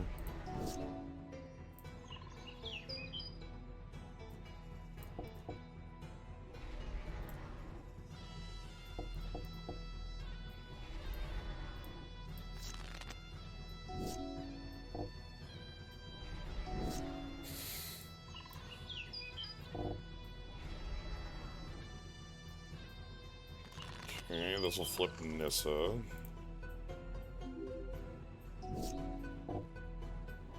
Volley again, Scorpion, no!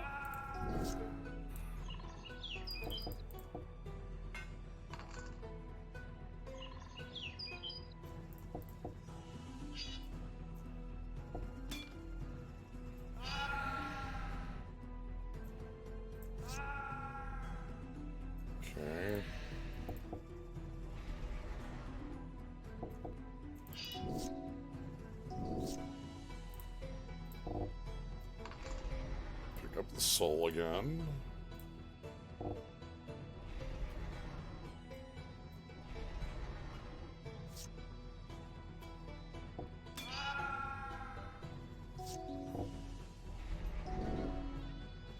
So many Death Touchers.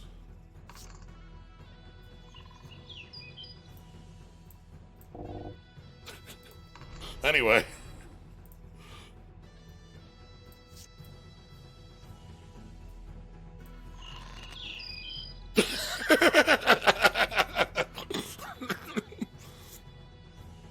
Just every land, you know, whatever.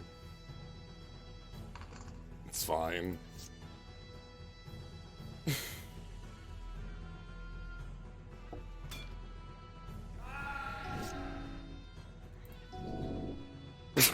I love. Alright, then we get to go ahead and knock out Balagad Scorpion.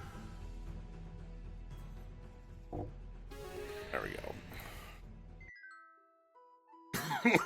Just Menaced by scorpions, huh?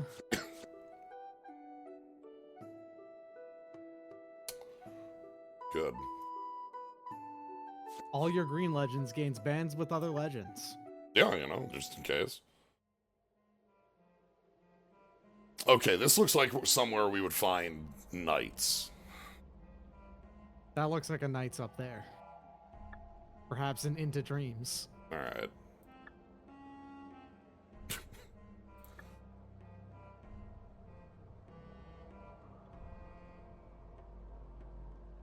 I'm gonna go ahead and put this together. Bands with other is arguably the dumbest mechanic in the game of Magic. Yeah.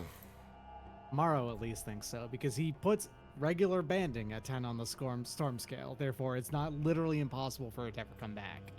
Bands with others, the 11. It's literally impossible for that to ever come back. Because it's such a nonsense. Yeah.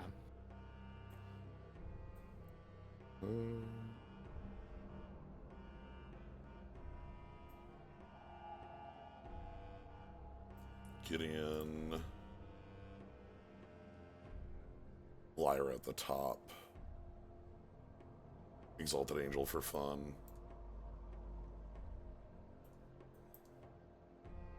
Prismatic, nah. And we're at 19. We only need a couple more cards to make this like a playable deck for a little bit.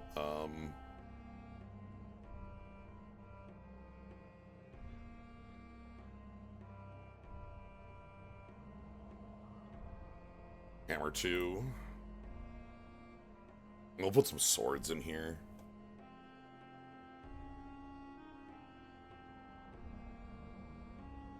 We have 3 Jite? Oh, God. Gross. But also fantastic. Yeah. Oh, Triskelion. Hell yeah. Yeah, that's a good one.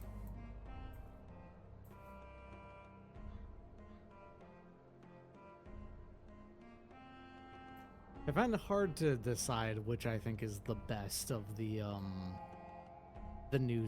allied swords.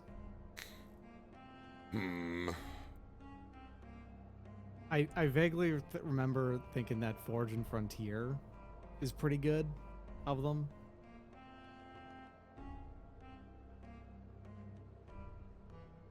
But Adventurer's Guildhouse is trying to find its way into my main deck. Yeah, I mean, you're gonna have tons of green legends in there, right? Okay.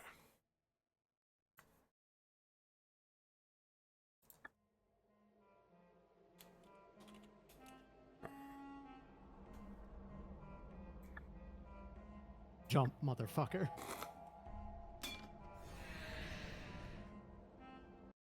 Oh, this is just a human. No job, just humans.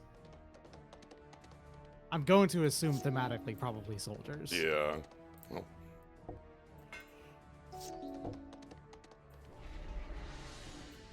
Okay. Pure Steel Paladin.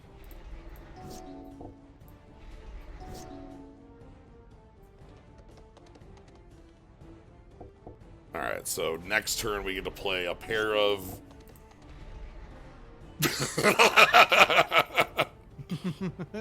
Exorcist. Alright, so I get to I go... assume Exorcist is a human cleric these days. Yes, I'd like to draw a card. Human cleric. Yep. Yes, I'd like to draw a card. And then... Equip 0, please. Equip 0, please. Equip 0, please.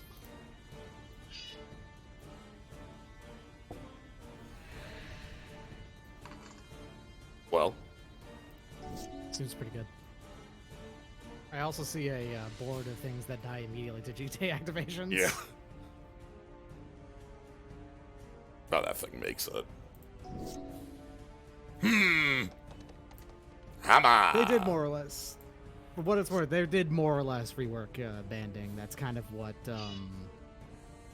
actually, what is the name of the mechanic? Enlist was supposed to be. Yes. It's not literally banding, obviously, but nothing was going to be literally banding, except for banding.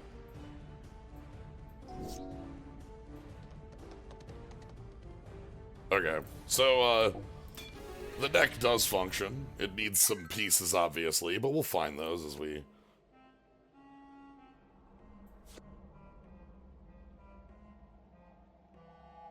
Oh, this one was pretty good.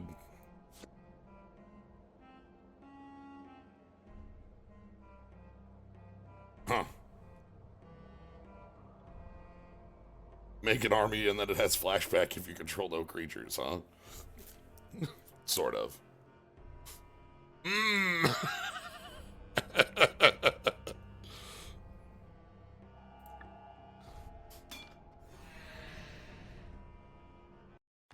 The winds were a cycle from Prophecy that were all, like, really expensive. Logan, please.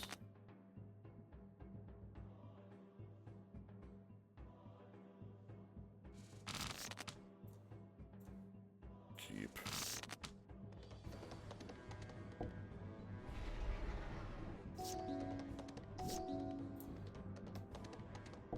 Level up. Level up. Get in there. Oh, here we go. Hammer. Outfitter. Target. Hammer. Hammer. Equip.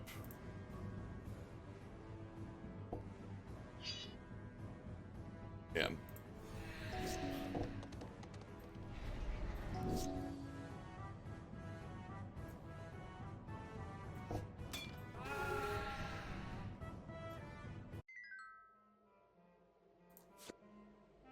Ooh.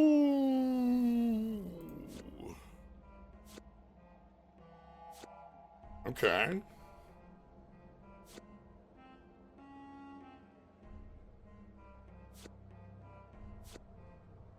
Yeah, this deck is not even like close to finish too, so this is something that's gonna easily improve as we get more like things that... Oh, hell yeah. Miguel the Lion.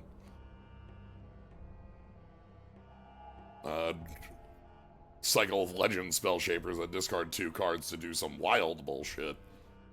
That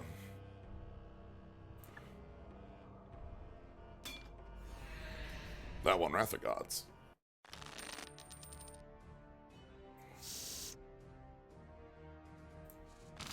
Might want to lower the land count in this deck.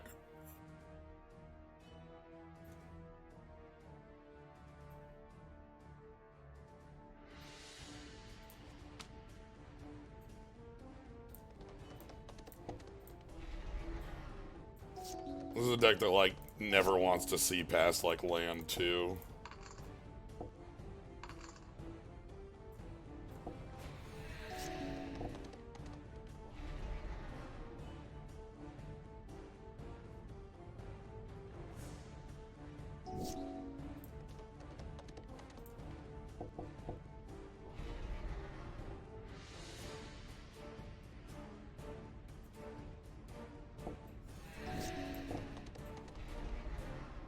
All morph costs 2 more.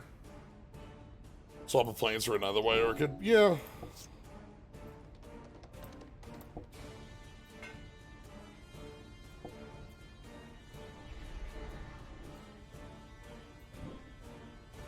Crap, I let them untap.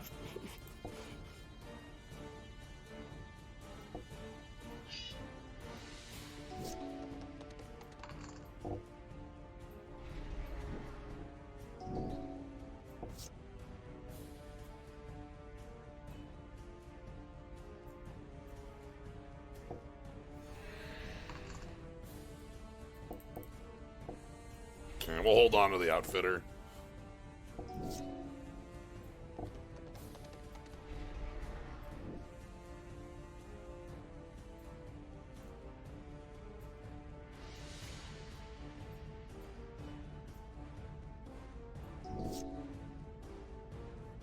Ooh, sword. Sword doesn't do much in this deck. Again, there's a number of cards here that are just like filler waiting. GT though.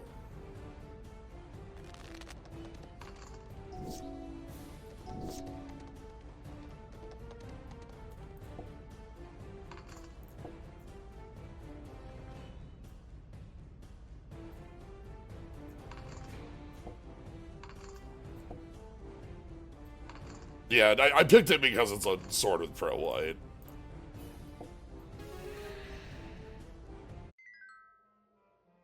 Alright. Ooh. Luminarch Aspirant. This is just a generically good aggro card, so... You know? Bruno?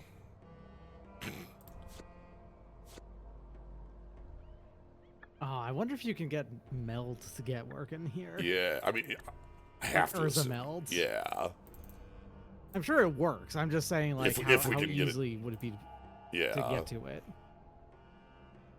And then we're Because Urza meld would be so. It'd be really funny to see it happen.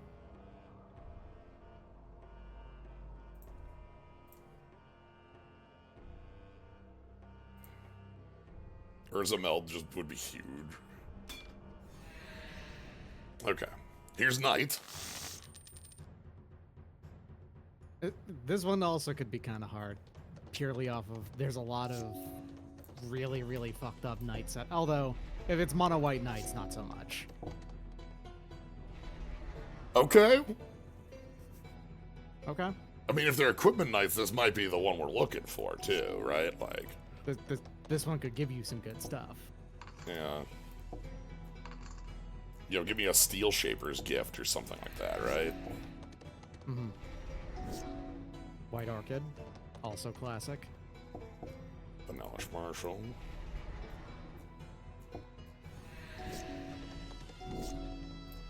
There's Hammer. No way to equip it yet, so let's just go G-Tag. End of the day, G-Tag is still G-Tag.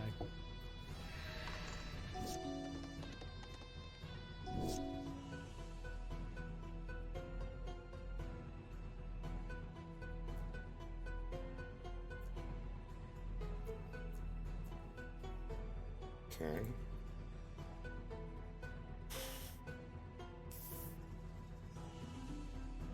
Plague Wind is around in everything because it's a one-sided Wrath of God, and it's been printed a number of times.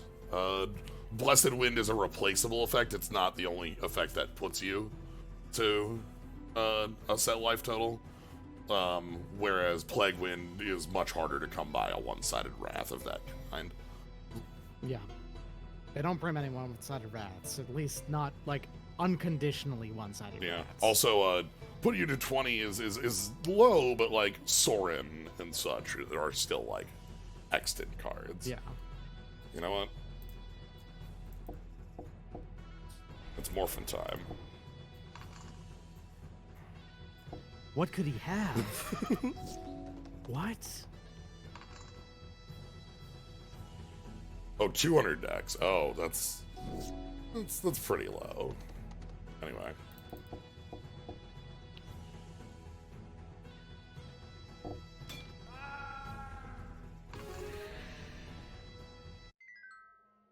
Quiet Night. Silverwing Squadron, huh? I won't say no to a White Orchid. This one's fine. Damn. Okay.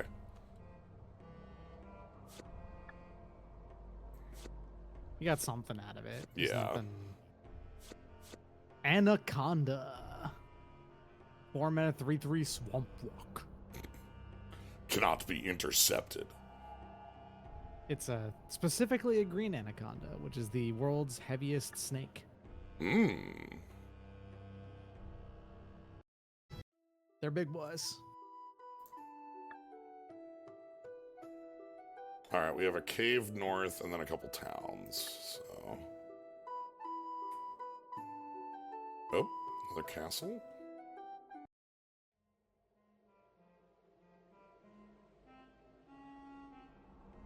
Meh.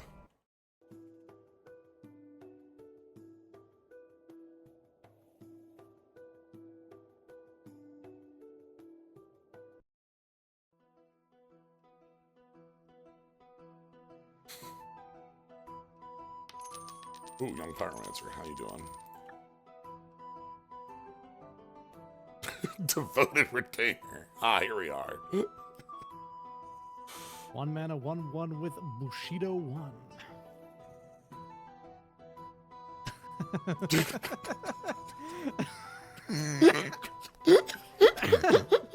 Old Magic art was so fucking good. I know, right? I say this with full like admiration No, for this- modern Magic art too, which is also Yeah. extremely good. I just mean just like Look at this. woo. Someone got paid in if it was early enough in fucking stocks for that, you know, right? Like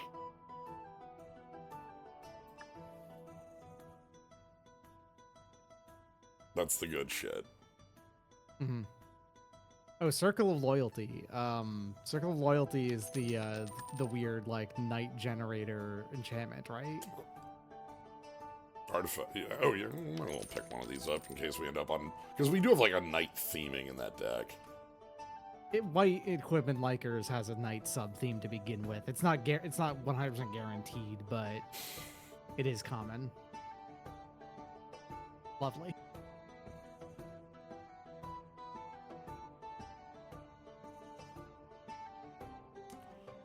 Thanos endures. I didn't know they made a card for Thanos getting out of his coffin after the blast.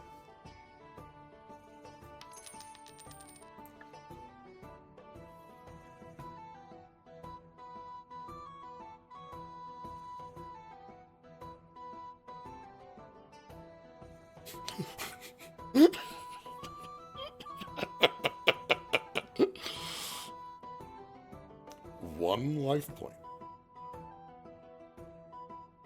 So you can have one life point. It is allowed.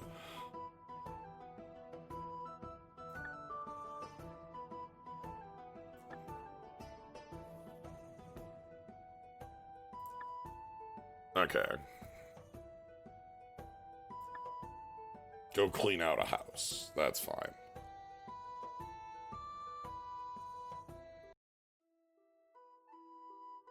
Oh. Saw a rhino. Was this Ghost House?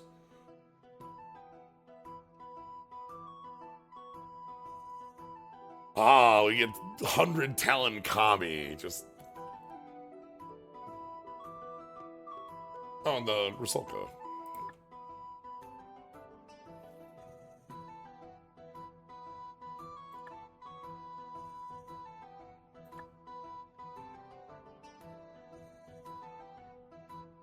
Okay. No.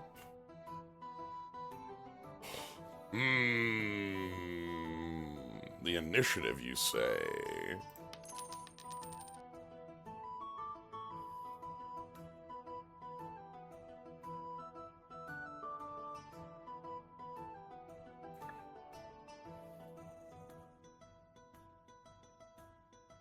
The designs of the Kami are really cool. The power level of the cards is some of the worst you've ever seen in life, you know?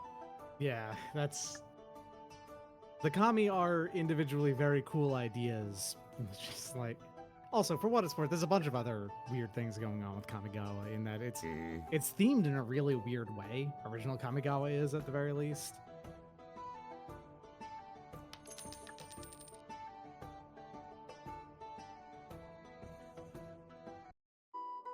Alright. There's weirdly enough extremely little folklore going on in Kamigawa. It's earnestly very religion heavy. In a way that kind of, if when you think about it, is actually a little bit weird. It's mostly just gets away with it because Shinto is a very relaxed religion in general. Mm-hmm.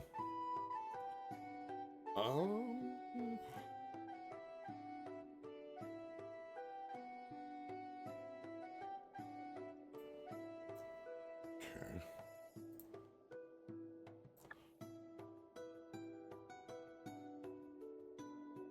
There's a rhino. Had one of the best and worst kill spells of its time. Ren Flesh and Ren Soul, yeah. Alright, here's another.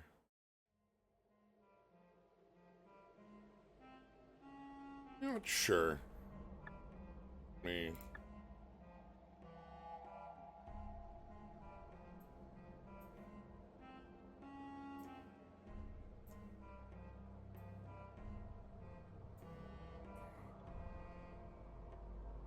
I'm gonna swap out our sword.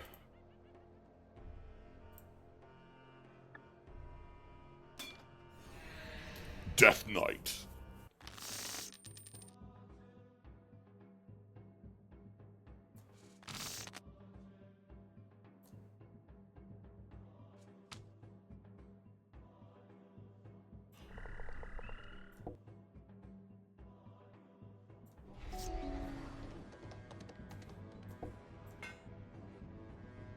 Terrifying.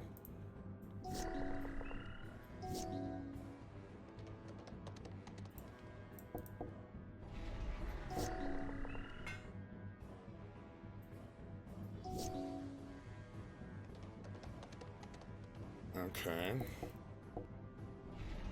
We get one more piece of equipment we can get moving.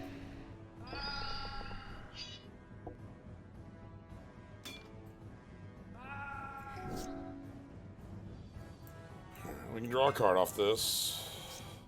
Okay. Our aspirant.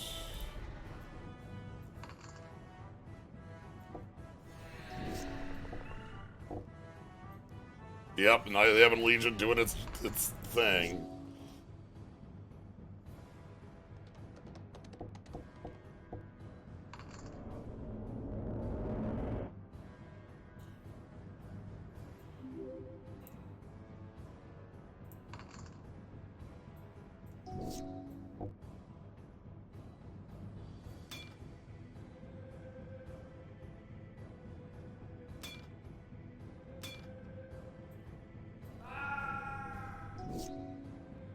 Here we go. Okay.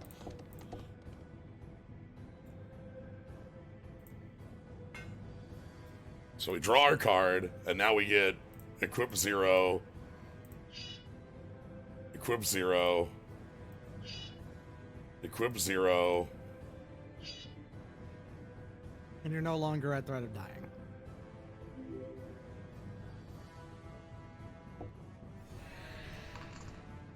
Yeah, now we have a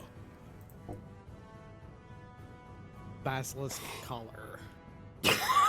Ooh. Nice. Mm-hmm.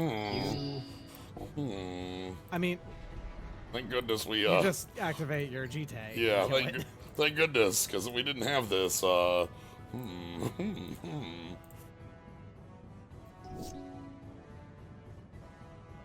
Anyway, equip 0. You. Yeah, because he wouldn't be dealing combat damage if it was blocked by a protecting creature. Mm-hmm.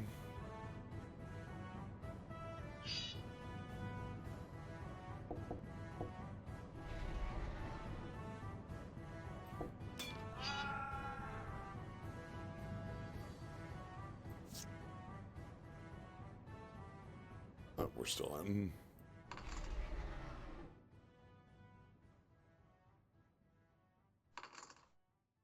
Okay.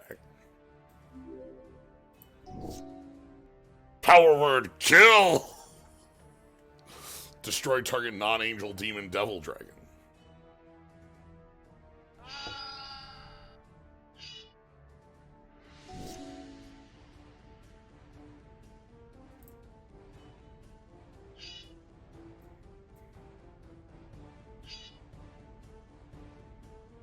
Zero. Plus Gideon.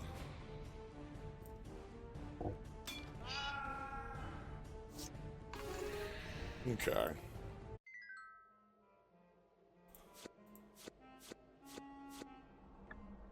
This deck could use some, like, real removal.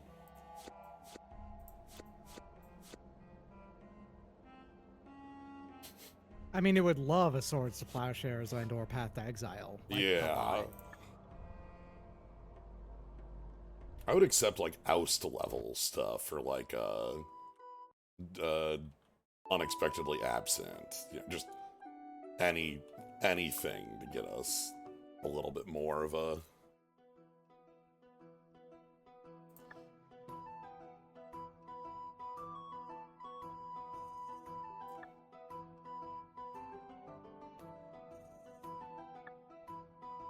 Sword to Plowshares would be on theme. Oh!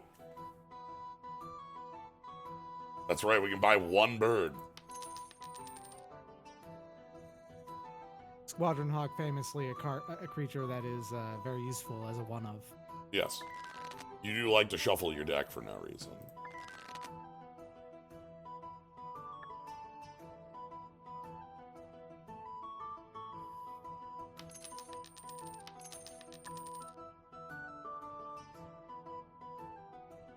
Alright. Didn't even have to mention it. Just Muldrifter spotted immediately bottom spot. It's a Muldrifter. Oh! Alright.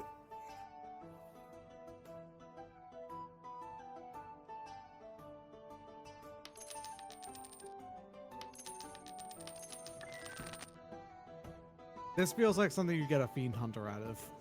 Yeah. Like, soldier Or a pile. Banisher Priest. Gideon 600.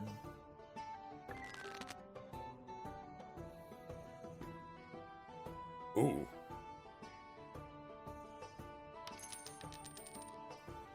Descendant of Kiyomaru. Not even lifelink. Not even fake lifelink. Gain 3 life.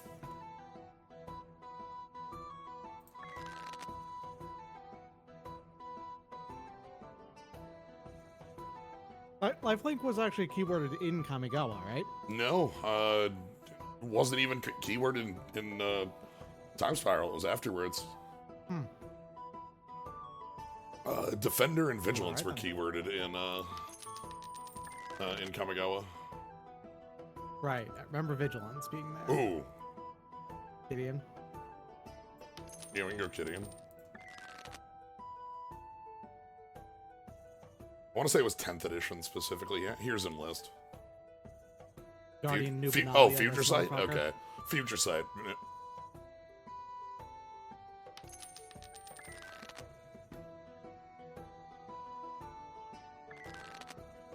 This is very much like a giant pack. There's like shitloads of soldiers. Archangel. Oh. You know, blocking, that thing you do with horsemanship creatures. Mm-hmm.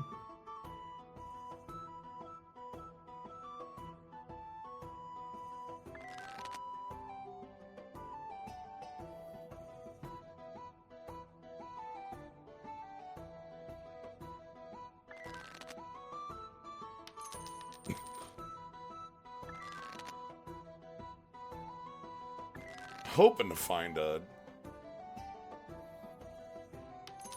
Right now I'm just grabbing Neural- creatures that are like reasonable. Wait, Siege Veteran is... Siege Veteran I remember being pretty fucked up. Oh. Bugle. Zhang Fei is white? I've actually never noticed that. You'd think this boy would be red. Yeah. This guy's one of the most obviously red guys in the entirety of the romance. And instead is like a Sarah Angel here. Yeah.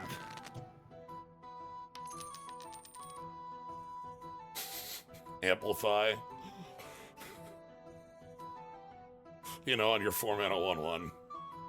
Mm-hmm.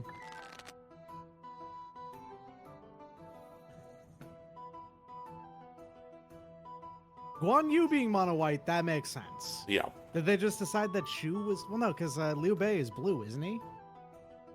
Well, they didn't decide it because like 5 colors. I think there's a little bit of a spread. Yeah.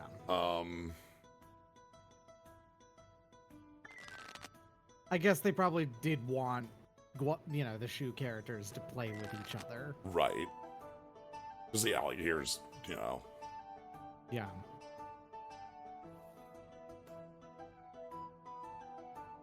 What the hell is this? When Yuan Shao's infantry attacks and no other creatures do, so it's a 4-mana 2/2 unblockable if it attacks alone. Uh-huh. Really, the main one of the things I just love doing here is just seeing ancient cards. Mm.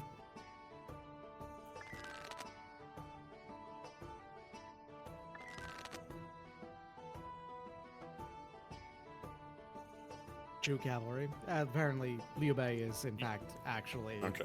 also Okay. white, so they made all 3 of them white. Thinking about it, the hammer removes 3 mana flying. 2/2. Yeah, but it doesn't remove horsemanship. Hammer removes. Also, just Thieving Magpie. Yep. With horsemanship instead of flying. Yeah. But Okay, now I actually have a thing I want to do here. I'm gonna go buy some more gems in a moment. I mean, we gotta roll on the gacha a couple times.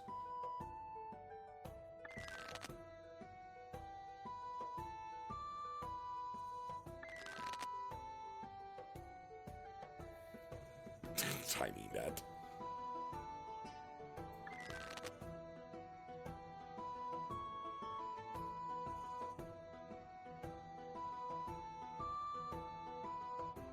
Oh, training. that's the 3rd Guardian of New Benalia. Also, favorite hoplite up there. Ooh, we're not doing favorite hoplite things, but I'm fine picking up a favorite hoplite case of things. Damn it. I saw Shu Infantry, I was like, you know what? Oh, Shu Cavalry. I mean, he's a Sarah Angel that doesn't lose flying. Yeah. Here's literal Master Decoy. Foglio Master Decoy. Did you know that we've actually attempted, like, there has been, probably across human history, hundreds of attempts to domesticate the zebra, Really? and they've all failed. It's just the zebra refuses. It's interesting. Alright, I need to go to the Gemerald shop, please. Oh no. Can I not enter the Gemerald shop on 0?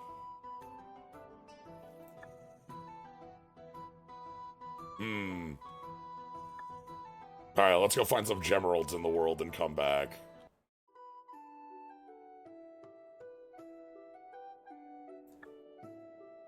Also, let's add in Shu Cavalry.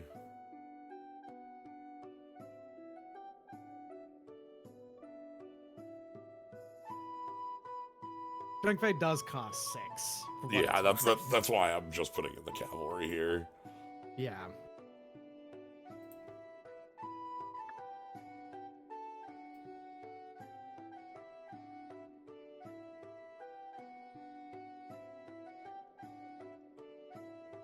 I'm gonna put porcelain. I'm gonna goodbye, Exalted Angel. You're not actually. All right, Gemeralds. No, Whoa, shit. Did I just see you had exactly 6,999 gold? Oh, shit. I didn't. We can do the math. Yeah. After you win this fight. All right, so let's just go ahead and Student of Warfare.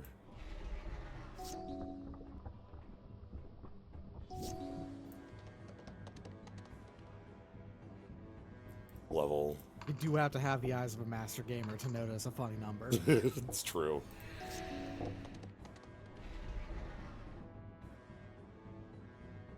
Alright, you ready for... This is one of my favorite cards in Magic. Knight of the White Orchid. Mm-hmm. It's, you know, like just the land tax form of getting your lands is just a very white way of doing it. Yeah. It's, this one grabs a Plains card, so you can grab duels.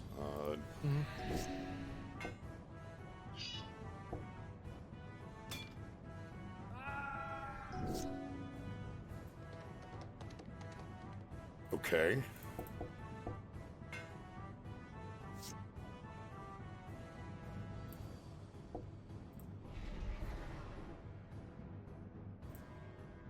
Equip one, please.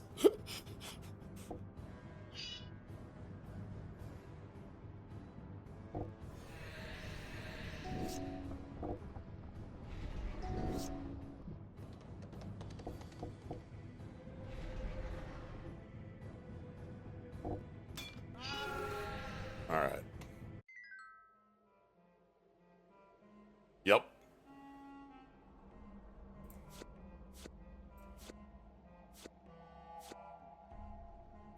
beautiful.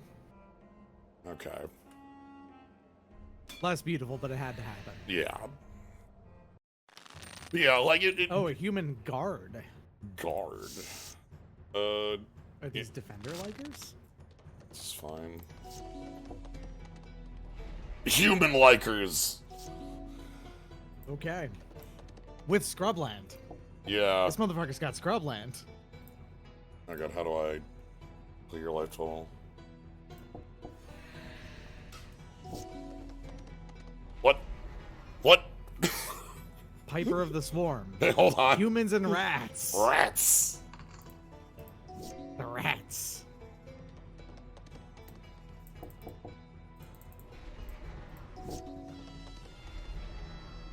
Human soldier. Flying. Okay. Sword of Light and Shadow. Equip Sword of Light and Shadow. In.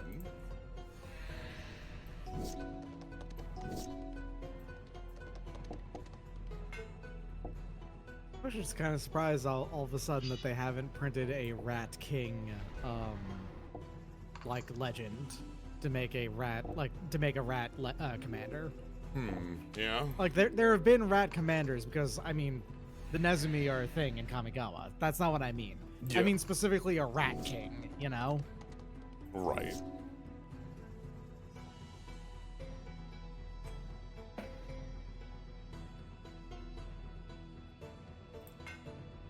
Well, it's free to do it.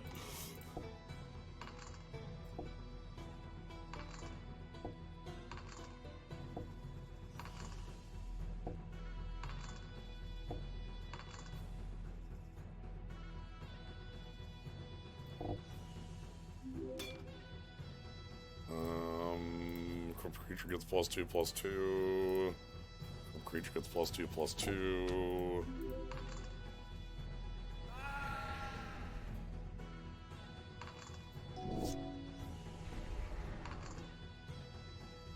You have hexproof.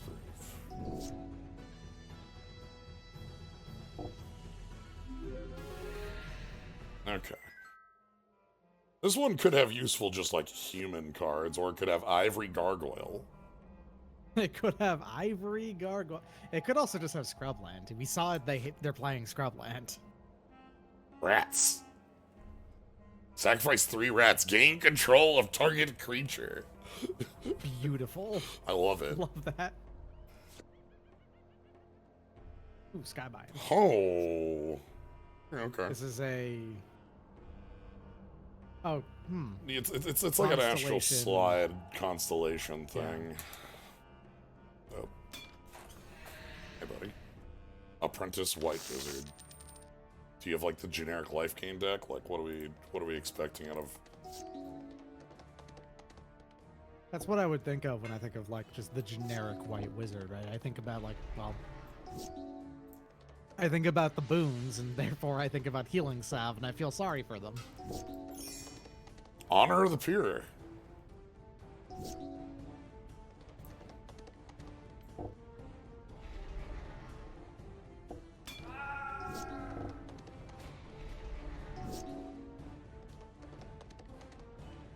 Like, if I were to define, you know, each color off of a single card, it would probably be the boons for the most part. Hmm.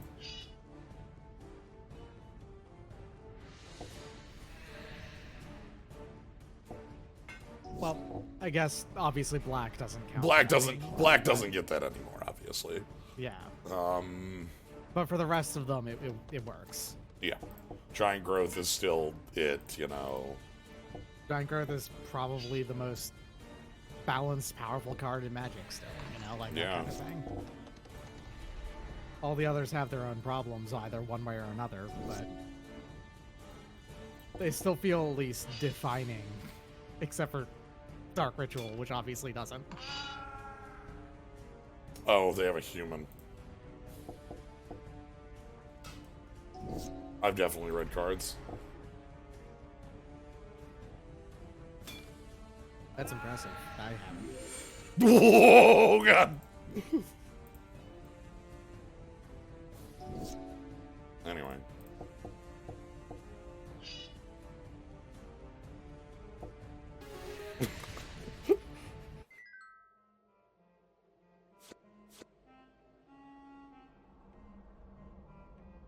Archangel? I think this is just Probably. Archangel. 7 mana, 5/5 flying. Flying Vigilance, I think is the text, and this would be pre-Vigilance keyworded, so...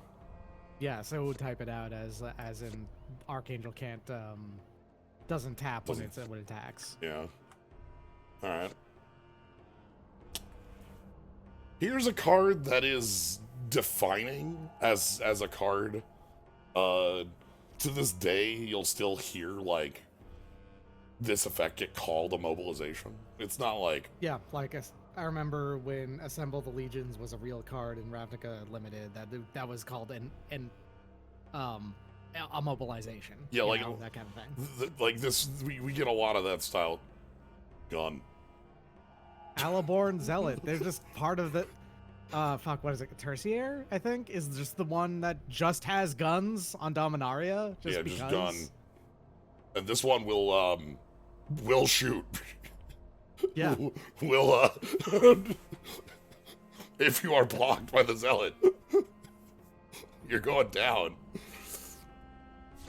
Attacking doesn't cause soldiers to tap. I believe that is actually mechanically identical to soldiers have vigilance. Yeah, this is pre-vigilance keywording. Yep. I think just modern, that would just say soldiers you can... sorry, no. It's purely soldiers have vigilance, because this is... Yeah, this is not... this is mutual. This is old Magic. It's not your soldiers.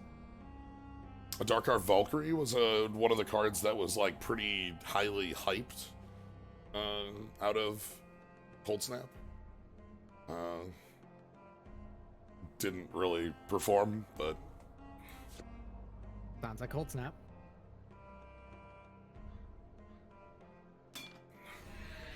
Alright, Legionnaire.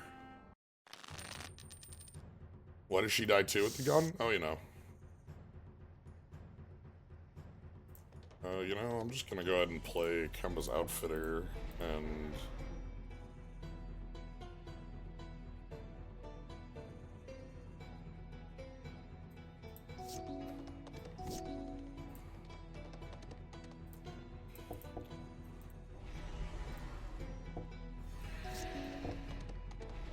Catapult squad.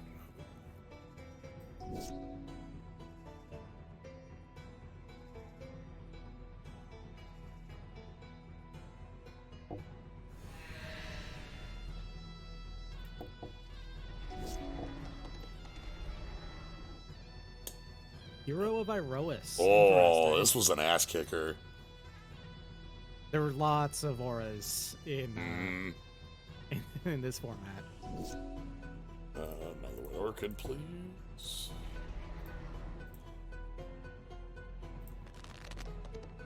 Catapult's very hard for us to attack into. This is just a really powerful effect. Wish Bestow was easier to like mechanically define than it is, because Bestow did play really well. It just is the nightmare of rules that it is. This is what we're doing, huh?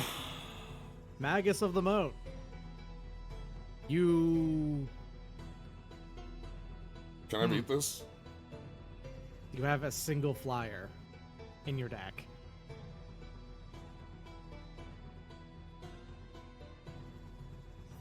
I cut. You did cut Exalted Angel. Yeah, cut Exalted Angel. Mall? Yeah, Mall. Okay. All of the Sky Clays. We gotta go to the Sky Mall. Yes. That's. Also, I can't hammer. Alright.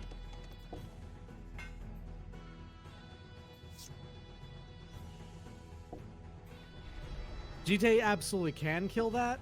But you Problem is swinging in with something with GTA to get the counters on GTA. Yeah. Well, I can't hammer because creatures without flying can't attack and loses flying. Block with the GTA several I times guess. to build counters. I guess Block it with loses flying, then granted flying afterwards. That should work, right? Because it's just like based on the timing. Flying can't attack. Also, they can't attack either. They're on the ground.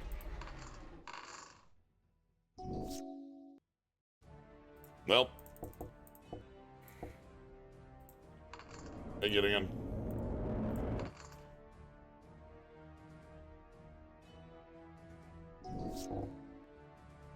Oh, God. Oh, no, flying tokens. Uh-oh.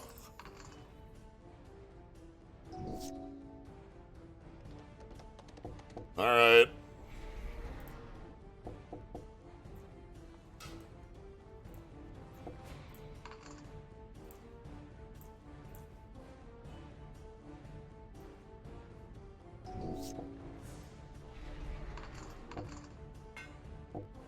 Yep.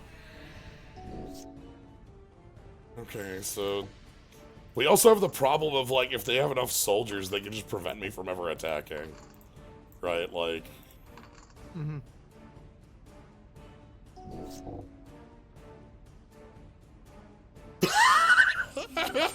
Nine What? 1/1 white human creature tokens. And that's a lot of Thalia's lieutenant and champion of the parish.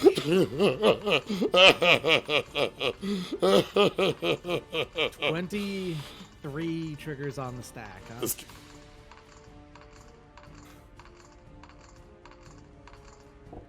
This deck needs a Fiend Hunter real bad, yeah. No! I can't believe it. Shoot cavalry backfire! Oh. Beautiful. I can't believe shoot cavalry backfire.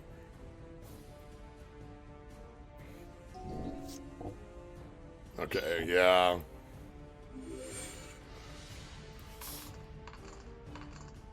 Horses can't cross moats. Hey, for what it's worth, that is one of the truest things about it, like warfare in history. Moats beat the fuck out of moats and ditches make cavalry feel really bad.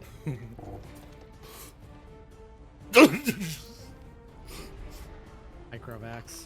That ups the clock on us to 1 turn. Alright, we're dead. Killed by a moat. Killed by a moat. Now that's classic magic. Yeah, that's... You can't get older school magic than losing the moat. All right, let's group by type.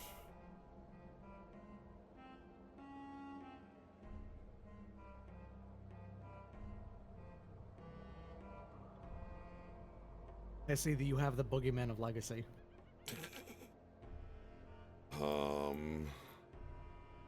I just now noticed.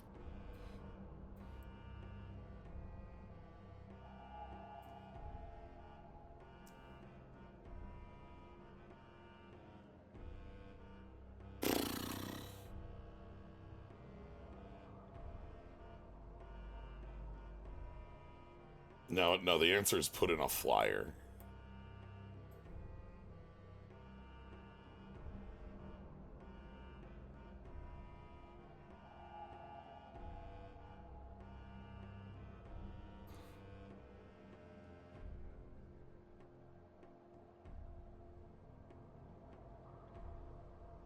The real answer would be to have any removal spell that wasn't reliant on hitting your opponent first. Yeah, we don't have.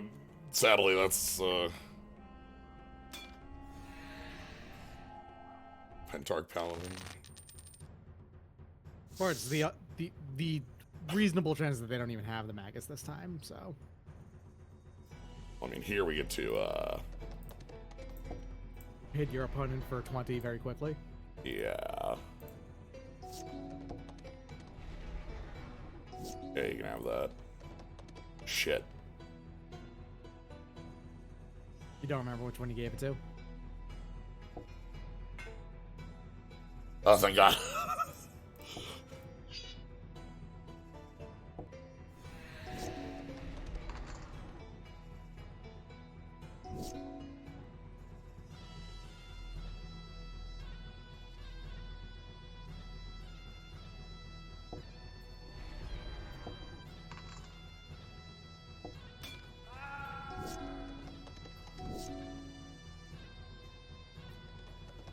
Okay, outfitter number 2. Hammer. Second hammer. Opponent loses. Kill them before they get. Yeah, we just. Okay. Kill them before they get their mode out. That's also a classics of old Magic. Just. Milo icing death. Oh, Archangel Tithes, neat. This might help us against bees.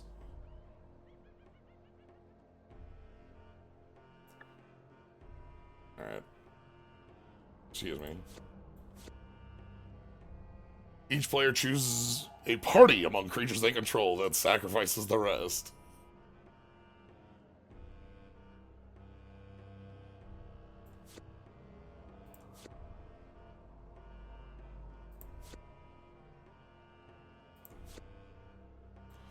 Ooh, Knight of Malice.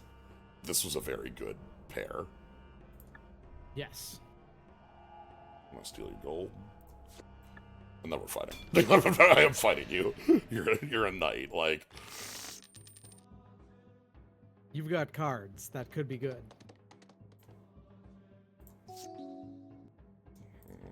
Outfitter, yes. Hammer, please. I just noticed that the plain sound is that horse clack. Yes. That's the sound of planes makes. Oh, it's the sound that these planes make. Yeah, I mean, other planes make bird noise, not wave.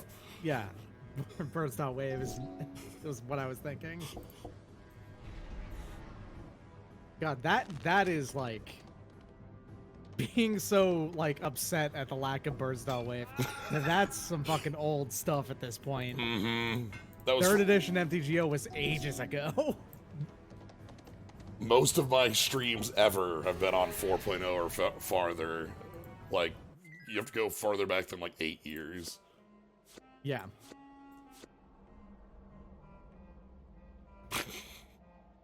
Overwhelming Splendor. Oh, this card's actually like good. Oh yes, Fabricate 2 Angel. Yeah, this guy Yeah. is great. The funny thing is, if I remember right, 4.0 was out when you started streaming.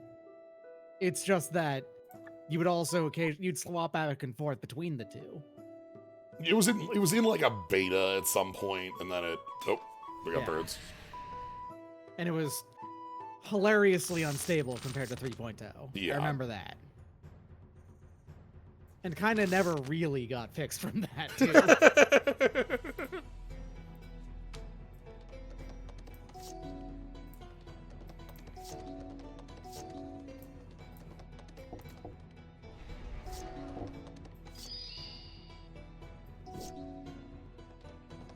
MTGO still exists for a couple of very weird, long, enduring reasons. If Wizards could get rid of it, I can guarantee they would love to. They don't run it anymore. That too, yeah, they don't. Like they're not the folks who run it these days. Daybreak, the studio that famously is a studio that basically runs maintenance mode MMOs. Yeah. Has it these days.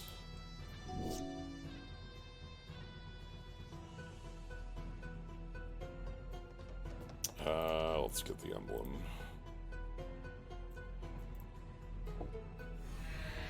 They would very much rather you play Arena. It exists for like older formats, because it's the only way you can really play it's actually the cheapest way to play Vintage still, other than proxying it, obviously. Ooh, Sky Mall. Alright, that only costs 2 because of a... It's also pretty much the only place Legacy exists, right? Like... Yeah, there are still, some paper Legacy events, but... Oh, there's Hammer, finally.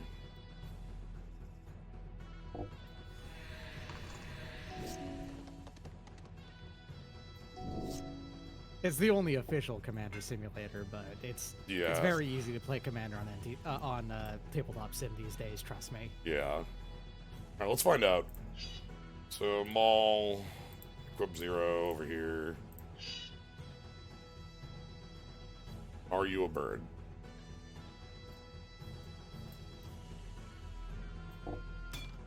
That's flying in the top right. Yeah, that should be. +2/+2 and +2/+2.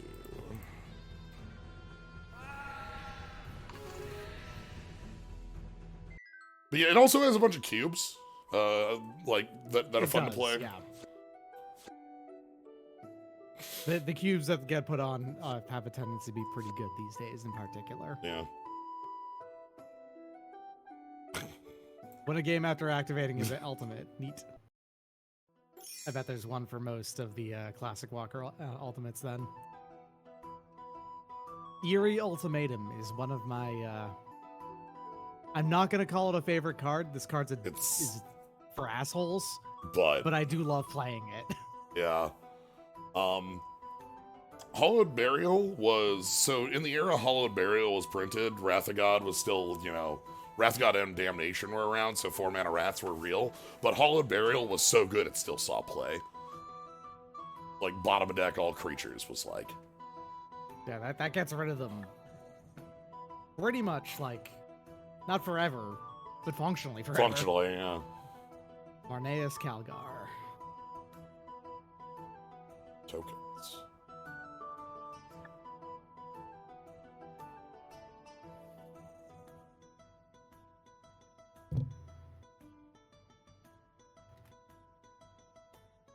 Boom. No, it's not the rudest ultimatum from that cycle, but it is still absolutely for assholes. I say as an asshole. Ooh. So I just see Elspeth Conquers Death and Resounding Silence. Just won a lot of limited games. Remove 2, draw a card, exile 2 creatures is as a non-interactable. Yeah, Trigger. uncounterable. Yeah. Here we go. Classification, huh? Yeah. This'll do it. That's a removal spell. Prowl. I don't know how to see the backside of these, so... Alright, let's go.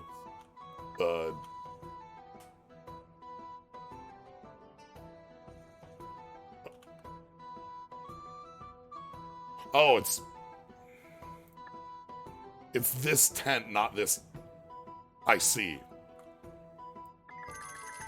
Anyway. There was a set of Transformers cards. Brothers? Or? Yeah, some of the... And some of them were actually really cool. The Transformers cards are actually, like, on average, pretty neat. I have played against both Megatron and Starscream as commander decks, and they're both very fun. I've never seen Prowl in action though. Yeah. Alright, let's head back to that town that has the soldier hut was like over. It is truly wild that fucking What? Hasbro is so protective of the Whoa, we're doing this. big boy, sandworm. That's a sandworm. That's worms. The big boy. That's might get something like Palaka worm out of that. Hellion. Hellions. Okay, is it time for Ulash to return?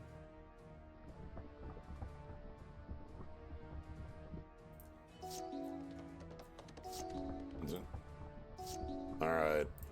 Pure Steel Paladin on 2. Tibble. Jumpstart Tibble.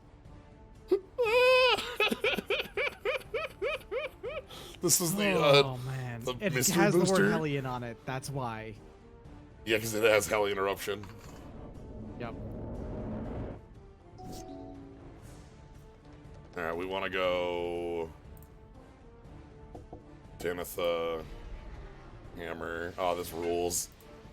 God, did they actually go through and emulate all of these fucking cards? Because there's some wild ones in there, in the mystery boosters. There's the one that makes the game have 3 different battlefields. Does this one not work?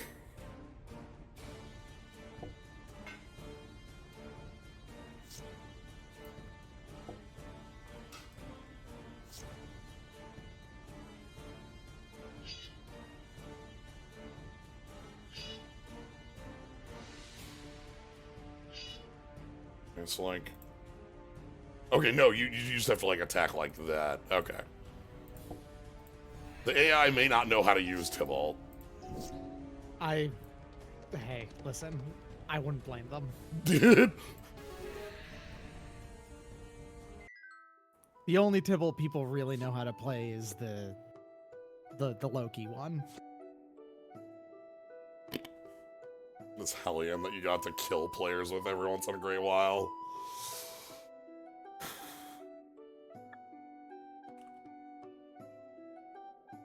Alright, where are we going?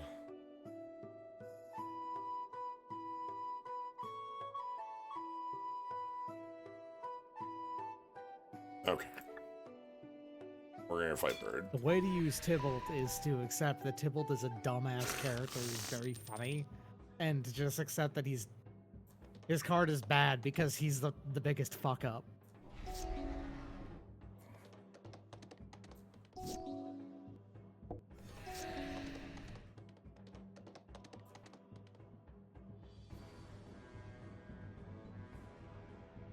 Yep.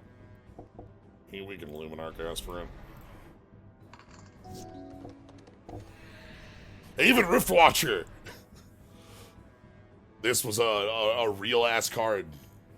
You might it kind of fell off when Kitchen Finks came into existence, but This is reliable, repeated life gain on a reasonable body. Yep.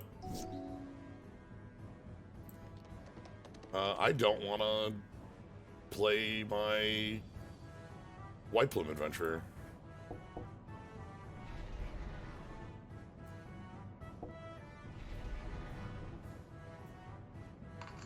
because they'll get The to. real reason why Bulky Cosmic Imposter was as powerful as it was is because they didn't errata out DFCs yet.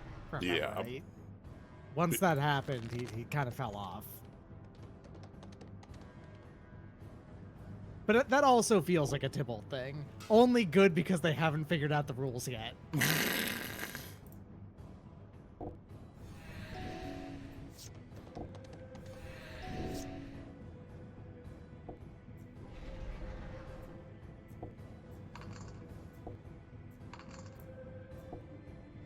Alright, Student Warfare, let's go.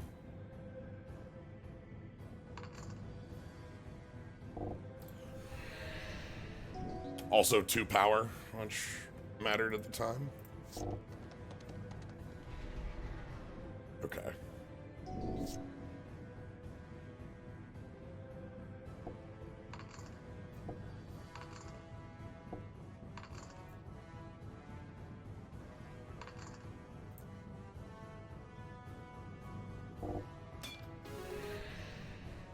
Okay.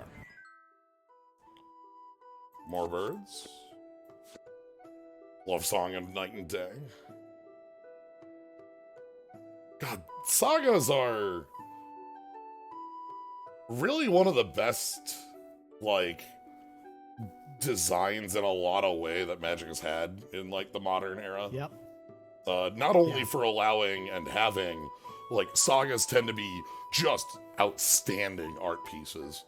Like, Yeah, it being that the fact that they are vertically aligned cards yeah.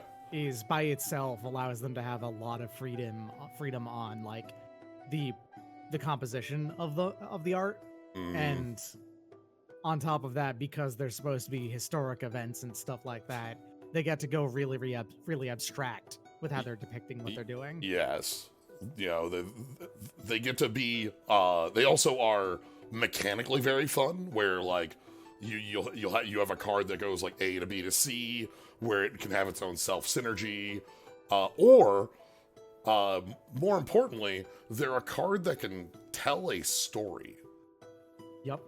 And through all of this, I want to say, barring a very small number of exceptions, they've also, on average, been surprisingly balanced cards. Like, even in decks that like use them like a lot, I still feel like I never lose to an individual saga so much as I lose to a comprehensively like well put together deck.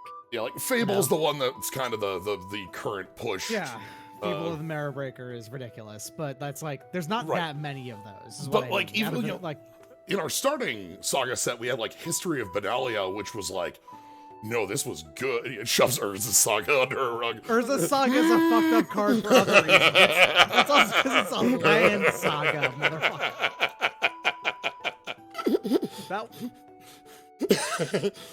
The one that you lose to in the spot more often than often, Kiora Best. I love Kiora Best the Sea God because I'm pretty sure as PokeCap knew put it, it's a card, a saga that has win the game written on it 3 times. Like, I don't know why that card has 3 lines. But it's just I still feel like when it comes to especially an initial like burst of a new card type, there only being like 3 or 4 problematically powerful ones. Those also aren't in the original card type lineup too, because like like in vehicles, Smuggler's Copter, in equipment, Bone Splitter, Skull Clamp, and Skull Clamp. Like almost all of the original equipment are some of the best equipment you'll ever see because they're just that strong individually. Yeah. Do you want to see one of the most historically bad cards in existence? Beautiful. Thank you. This is do really like the art choice on it, but But this is a 4-mana 1/1 that forces you to discard and pay mana to turn into a 2/3. Yeah. Or better if you have. Or better if you've got a bunch of mana. It could be a 3/6 flyer for -2 cards and 6 mana. Yeah, the art I on wonder it if is that card had definitely the memorable. 2 and 1 flipped, if it would actually be like okay, because killing at that would be a lot faster. Kill your opponent a lot faster. Maybe. Wild how this even Probably got still too printed. expensive, obviously. So that got printed because of the conceit of Odyssey Block. So Odyssey Block was a block that was, as far as mechanically goes, it was supposed to be turning your head on card advantage theory, which is why the card has a discard effect. You had Madness, you want to discard cards, and you had Threshold, you want to get cards in your graveyard. So the design was like, what if Wild Mongrel was just discard 4 cards as a good thing? But there was a second conceit in Odyssey, which is the construction of the sets in the block. You have Odyssey itself, which is a normal set. It's a big set. It has 5 colors. It establishes our mechanics. Then you have Torment. And Torment was made as a set where black is the best color, which means white and green have to be the worst colors. Truly a ridiculous thing in hindsight that they went for that as a mechanical design. Right. So you have Torment is the set where you have like Cabal Coffers, Mutilate, Mind Sludge, a lot of these all-stars that made the original Mono Black Control that is always trying to be rebuilt but never reaches its heights in there, along with like just a number of very strong black cards.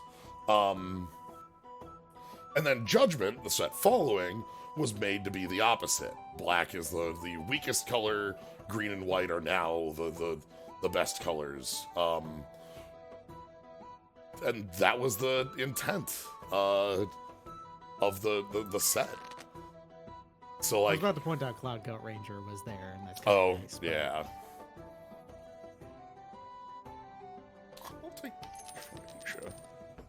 They've flirted with specific colors being like deliberately stronger Yes. than others in sets subsequent like following, and it is almost always a bad set when they do that. Yeah, so another one that comes to mind is the setup. I don't think it was made to be bad per se, but the setup on Alara Reborn meant that the main mechanics of the set were not given to black. Miracle being the big main mechanic. Like, did black even have Soul Bond? I don't think so. It had.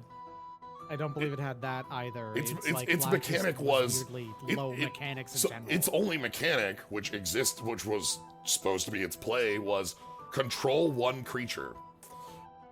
Let me tell you about controlling one creature. It loses to a lot of creatures. It more than loses else is to doing. removal. Yeah, So it loses to a lot of things. Black did have Grizzlebrand at like Grizzlebrand as a single individual card is obviously incredible. Especially like it's a set with Avacyn in it as well. But like black as a color in the set was so unplayable that in draft, the way it was talked about at the pro level was there were probably enough cards for one person to play black as their splash, because if you tried to play black as your main color, you would not have quality enough cards. Like just, you could not build a deck that would compete in that set. It was kind of wild. Yeah, there is. In the set in question, there was no black card with Soul Bond. There's exactly one black card with Soul Bond in the entire game, and it's from Innistrad Crimson Vow Commander. Yeah, every time they've flirted with we can make make a color deliberately worse or lacking access to major mechanics of the set, it almost always turns out poorly. And Avacyn Restored is a famously bad limited format. Yeah, so. Like it was hugely impactful and constructed, and it's very different. Yes. There, but Limited formats. yeah, We're almost always yeah, talking about yeah. limited formats it being a very different world from constructed.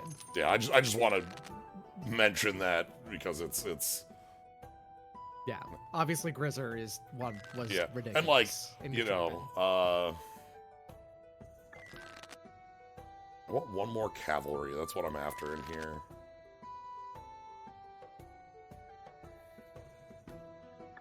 Camp block. Oop. Yeah, here we go. There it is. You got him. Cool.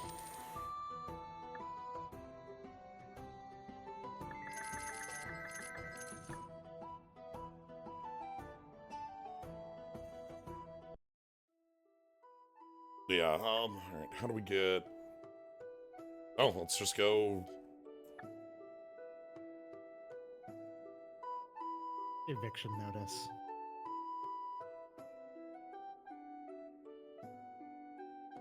Check out the church.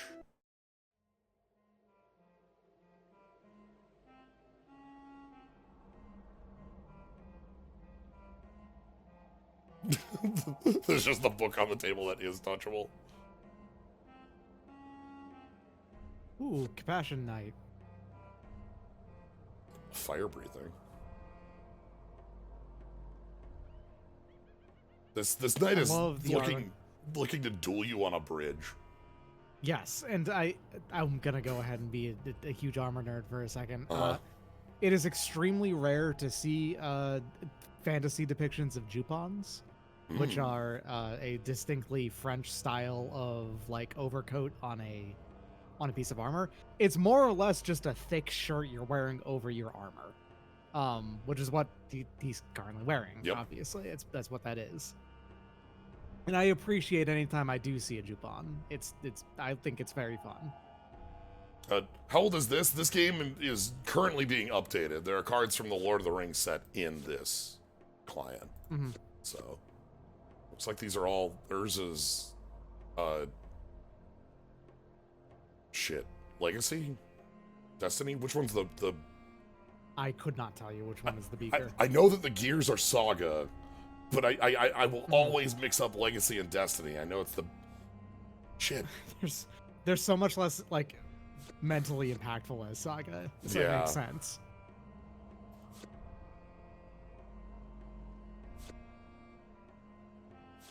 Like, oh! Academy Rector, hell yeah. Yeah! This card is legit as hell. It's Urza's Destiny, apparently. Okay, well, let's, Sun Giant! No thanks. Yo, what if you got Sun Titan out of this? Yeah. Love Sun Titan.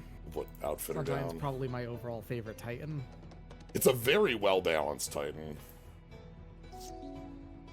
It doesn't immediately, like, warp the game around, alright, I'm going to kill you in, like, a few swings as Grave or Inferno.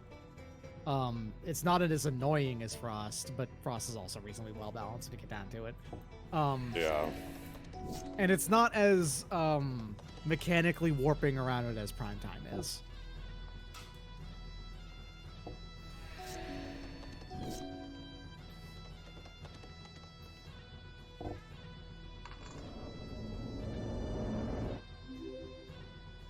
Opponent has not played anything. Cast off. Well, Alright. he's about to play something.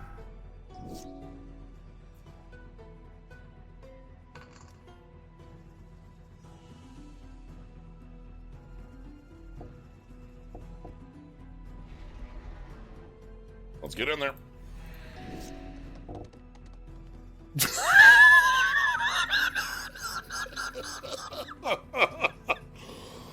Oh. Sorry, this is just seeing this has made me lose my mind. 1/5 lifelink. For 5. Holy shit. It's got Bruce Tarl, flavor text, which is always appreciated.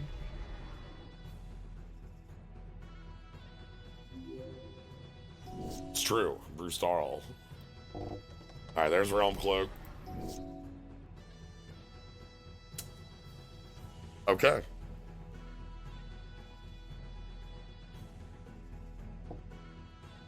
I kept the outfitter in hand in case I drew hammer.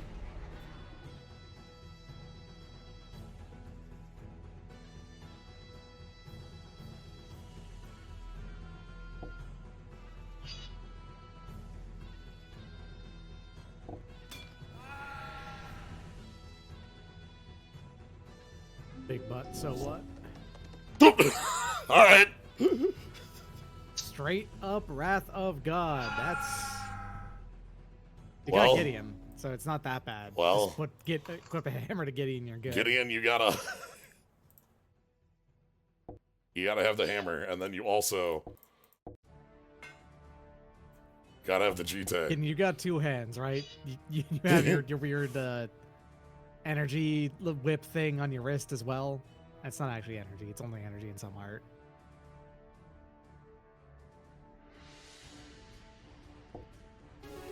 I'm just saying, Gideon can use 3 weapons. It's fine.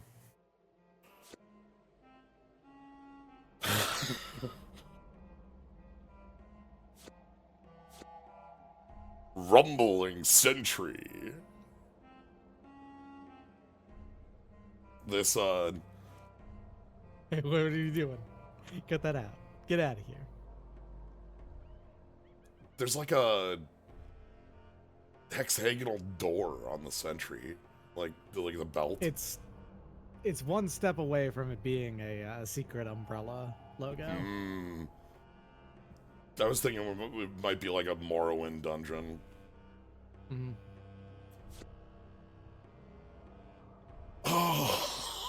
Oh man, wow. one of the really bad These old, are Trilands. Now these are duels. Yeah, Metroid Prime door.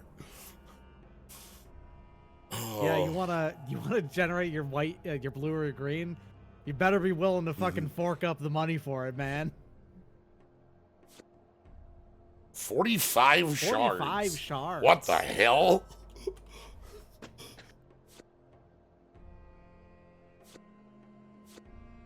Tavern Swindler.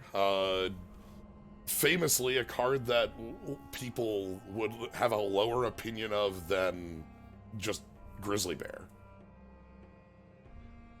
Despite it being better than Grizzly Bear. Correct.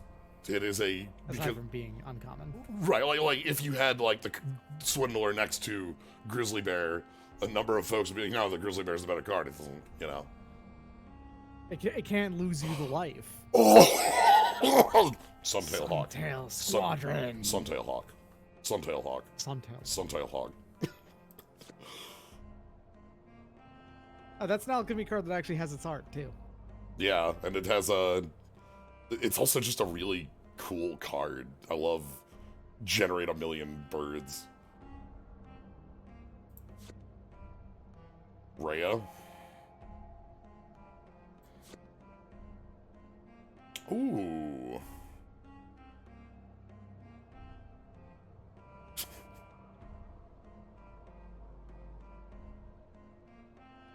This is like double draw. Surely Swindler has an EV0. What am I missing about it? Like it is technically a nothing. It is, in fact. You're right. Yeah, it's expected value 0. You're correct. It is the appearance of looking at of like, oh, well, this is clearly worse. Like there were surveys that were like, okay, you know, looking at that, and they were like, yeah, like people had a lower opinion of this card that technically had better text than a card that had none, because appearances, you know, first blush like that do mean a lot. Yeah, it's like, and yes, you can actually interact with that card's effect, Hydro Blast, hell yeah, to produce better than EV0, Yes. and it would be actively good for you, in fact. Like, yeah, Croc's Thumb, or, there's at least, I want to say there's at least a few coin flip cards that, like, encourage you to flip coins, that aren't just Croc's Thumb. Yeah. But the thing is, it's just, people don't like it when compared to Grizzly Bears, because it's just not, it has the possibility of Yeah, and like this obviously isn't like 100% of players. It was just a really interesting, like, psychological thing about the card. Oh my god. Yeah. Can we get this, please? Beautiful. Yeah, give me that. That's a card we can win. It is time for White Plum Adventure. Alright. If you've never played with the initiative, the initiative is kind of silly. You take the left path, basically, always. So, having the initiative is like Monarchy, but with fundamental differences. It triggers both at beginning of... Here we go. When you take the initiative, and at the beginning of your upkeep, venture into the Undercity, and then if you take combat damage, you steal the initiative and then go in as well. The first one on this makes White Plume Adventurer a Civic Wayfinder as a 3/3, just tutor a basic. It then is going to put 2+1/+1 counters on a creature, then it's going to dome for 5, then it will draw a card, and then it goes hog wild. I personally, until they did the Ring Tempts You, I hated all of these mechanics. The Ring Tempts You is so much It's cleaner. It's cleaner so much than cleaner. this. Like, Yeah. because it's just going count 1, 2, 3, 4, and it's effectively like an equipment you move around. It actually was in design Exactly. an artifact before before that shifted. It's just dungeon and the initiative and like these mini games that you put on top of it. I didn't enjoy playing with them at all. They felt like just this extra. They felt like when you install a DLC onto a game and the DLC kind of makes the game worse. You know, like Darkest Dungeon 1. It felt like that to me. So I'm going to force the Warden into combat. And then the other thing is that White Plume Adventure effectively has Vigilance.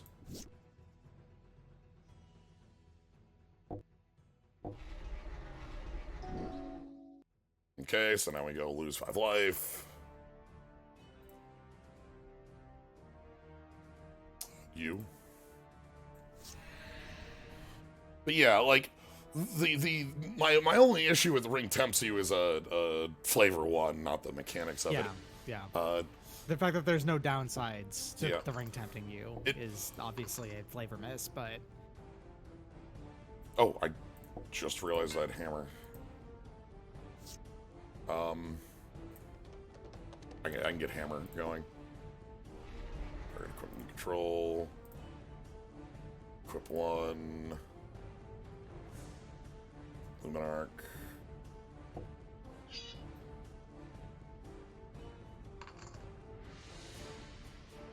But yeah, having played with and as time has kind of looked at, or as time has passed on the Lord of the Rings Limited, the Ring Tempting You is a very like aggressive forward, like quite powerful mechanic. The fact that it has looting on 2 is really what like shifts it,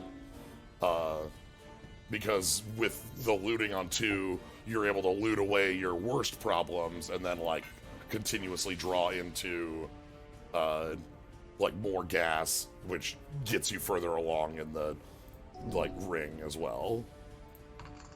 how many separate secondary effects like the Ring Tempting You can you have going at once? I want to say it's 7 different things. So Because okay, we can have 2 different we can have initiative and dungeon. and an individual dungeon, because I believe if it's a if you swap to a different dungeon, I believe that replaces that one entirely. So you can only have the one dungeon going. If you're in a dungeon, advance this dungeon. If you're not, enter the Undercity, is the way that this one does Okay. read, so. Actually, I think in the end you can only have one dungeon going. Yeah. Then you Monarchy. can have Ring Tempts You, Monarchy, that's 3. City's Blessing, if you count it, I guess probably don't. That's an individual thing. It doesn't count what your opponents are doing. Day Night. I guess it could be playing with conspiracies. Yeah. Day there's Night. Celestis Day Night going in. famously is. I don't know. I say famously. Day Knight is kind of the worst of them because Day Knight does not matter until it matters. well, but you always have to track it forever. Yes. The moment, like, City's Blessing is a binary on-off. The moment you hit 10 and you see a City's Blessing card, you have City's Blessing, you don't even have to think about it, your cards are better. It doesn't even interact with your opponent at all when you get down to it. So, sure, you can get things for having City's Blessing, but that doesn't matter. What your opponent's status on the City's Blessing doesn't actually matter for that at all. Our Angel Lord, very nice. Yeah, Day Knight. But yeah, so like when a single so say you're playing cube, and in building a cube, you have Luterial Core. Luterial Core is a very powerful, useful card in cube because it is a 2-mana 1/1 with Shadow. When it hits, draw and discard. So it's an infiltrator that loots. In cube, this fits into a lot of different decks. Reanimator's obviously the biggest, but even like combo decks can appreciate having an early card that lets you push and loot. However, technically, Suspicious Stowaway is a better card. Suspicious Stowaway is 1 blue, unblockable. When it hits, draw, discard. With Day on the front and Night on the back. The Night being the backside being a 2/1 with draw a card unblockable. We'll draw a card on hit, no discard. So in a lot of instances, it is a better card. Obviously, not discarding does make it a little worse for even like Reanimator setup. But in the abstract, if we're not looking at if we're just looking at the text on the card, it's stronger. However, if you play that card on 2, it becomes Day, and then your opponent goes, bolt it. You now, for the rest of the game, have to track Day Knight every turn, forever. Yep. Doesn't matter if there's no other Day Knight card, you have to track it, because what if that gets reanimated? Because Day Knight cards come in on the side of what the turn is. So... alongside the whole concept of having to track this because it's been introduced as well.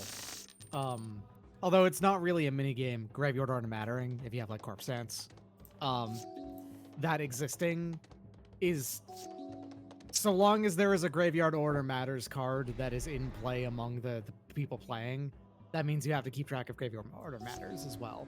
Mm-hmm. So I would say it's not really a mini game, obviously. It's purely just a required thing to keep track of. Yeah, it's just a part of. Mm.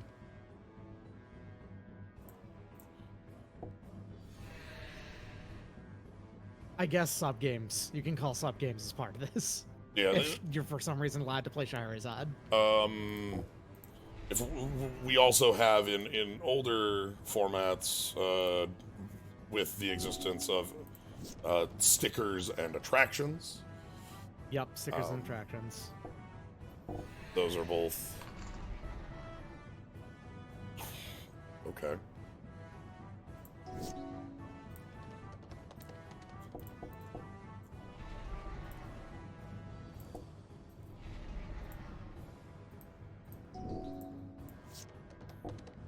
But yeah, so very specifically I'll just trade that off, that's fine.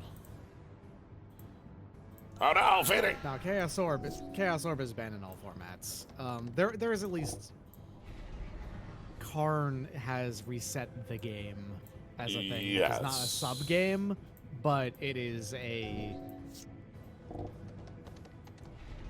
its own thing.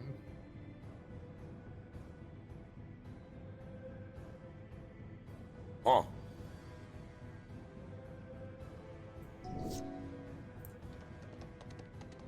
Neat.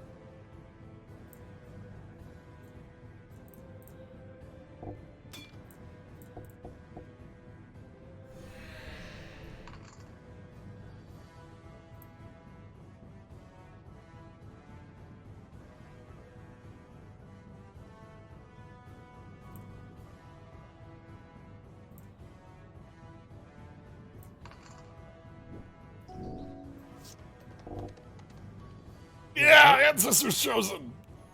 Nice. Gain 1 life for each card in the graveyard. It is really true that Day Night was a fix to a mechanic that did not need a fix. Yeah. It would have been more acceptable if that was what it was when they were first introduced. But the mechanic like agnostic, just implicit werewolves was definitely the better way to go. Yeah.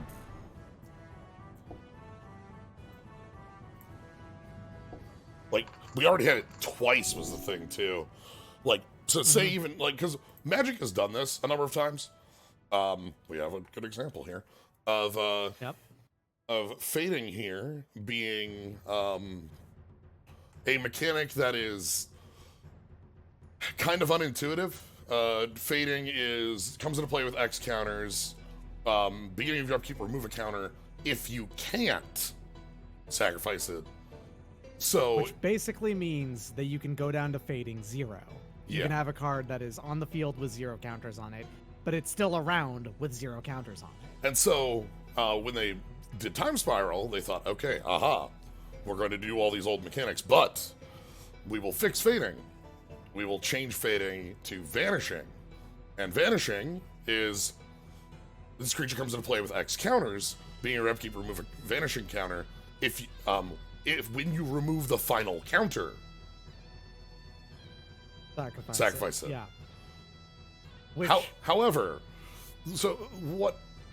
Like that two feels different things this costs. Yeah. So it feels like okay, we fixed it, but in reality, the main thing that happened was now people get fading and vanishing confused. Yeah, because I'm thinking of I think it's an XKCD of there are 14 standards of different USB drives and such, or of like electrical cables. We will invent the universal standard that all systems will go by. There are now 15 there are different now 15 standards. Yeah. The problem too is between fading and vanishing, calling the version vanishing the fixed one is a very subjective thing. Yeah. I actually think fading is more intuitive. Something having to go down to 0 and then you can't get rid of it, to me, makes more sense than, all right, once you remove the last one, it's gone. Yeah, it's gonna be like different for how people read it. So. And now fundamentally, I just get whichever is fading and whichever one is vanishing confused. So it's purely a like, by introducing both and they're both functional in the game, I now just have to double check every time. Yeah. Oh, we already have Bruna. It also inherently made vanishing the weaker mechanic. Vanishing cards are slightly weaker inherently by virtue of that, even if their, card text can make up for that.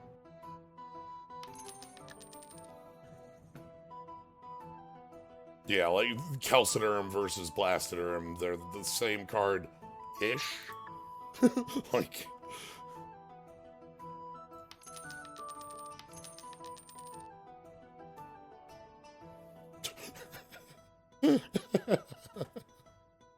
Sarah Paladin. Also, his friend, also Sarah Paladin? Yes. Sarah Paladins, but you only get one. Choose. This is the create a character starting on a game. You have both choices.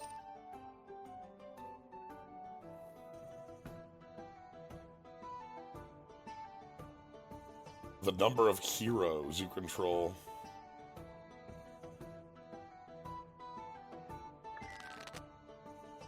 Well, yes. I found a hero. Beautiful. Yes. Wonderful. That's a card I'm always happy to see. Yes. If you were to have the exact same card with Fading N and Vanishing N+1, then the Vanishing N+1 would be slightly better. That's not what I mean, though, really. I mean a card with Fading 3 and a card with Vanishing 3 I'm directly comparing. Yeah, which, like Calciderm, when they printed Calciderm versus Blastoderm, it had one more counter to make it play the exact same. Mm-hmm.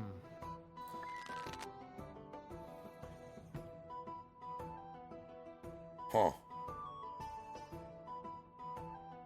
Silverblade Paladin's not a bad option. These are all like... the Lieges.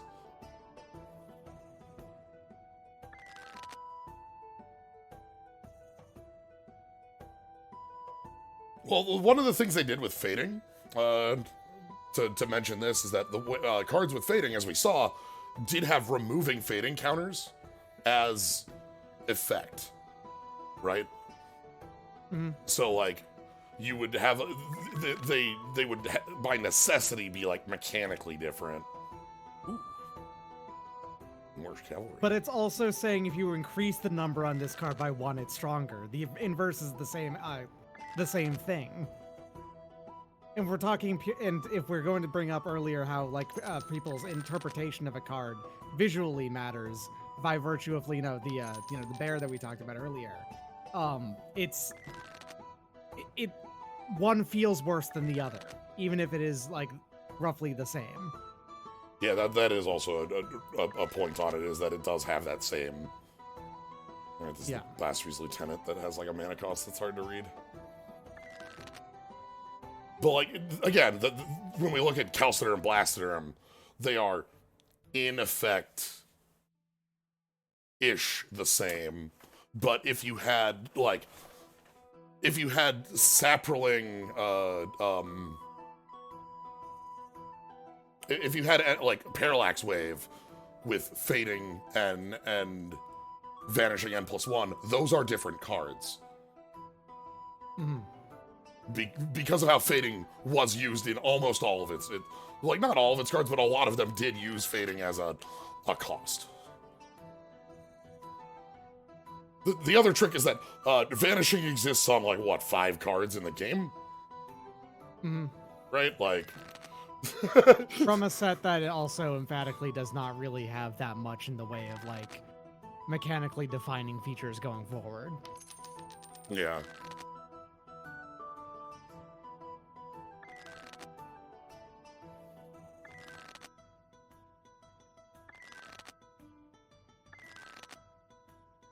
Okay, anyway.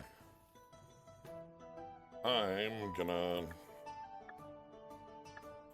I didn't finish the deck as I wanted, but I got to play the deck a bunch, and that's basically what I was here for, so... This, getting to slam down, Hammer with Outfitter, works quite well as a deck. We get to play kind of a white... I sad we didn't pull off the full-on cavalry, but it was very funny when the moat showed up. Losing to moat is that kicks ass. So, alright. Anyway, that's gonna be it for tonight. Thank you all for joining. Thanks, Doc, for jumping on in. Yeah, no worries. Oh my god, I went for like 3.5 hours on this. Yeah, I can play this like endlessly. Yeah, it's... You get to see the entire history of the game that you like a lot. Yeah, right? and like every card like here, like there are a dozen stories that I have for every single card visually. It's like, okay, I can talk about Lyra forever. I can talk about Knight of the Meadowgrain forever. I can talk about Umezawa's Jite forever. Like, just all these different things. There's so much. So, all right. Anyway, thank you all for joining. Follow, sub, all that jazz. You got anything coming up? Yeah, Moth Week. Ooh, is that next week or the... It starts on the 22nd. Okay, so... I have to really get my ass in gear and start writing up facts. What's the... And make the alerts. It's Scorpions this year. After like 4 years in a row of... There's kind of why I find it funny you had the Scorpion Spider lair. It's... After like 4 years in a row of being the runner-up, Scorpions finally got their day. You know what? All right. Good on them. Scorpions get their week. All right. Gotta love a 1-mana 1/1 with that touch. Really? Just a solid creature? Yeah. It's always useful in limited formats. All right. Thank you all for joining. Good night, everybody.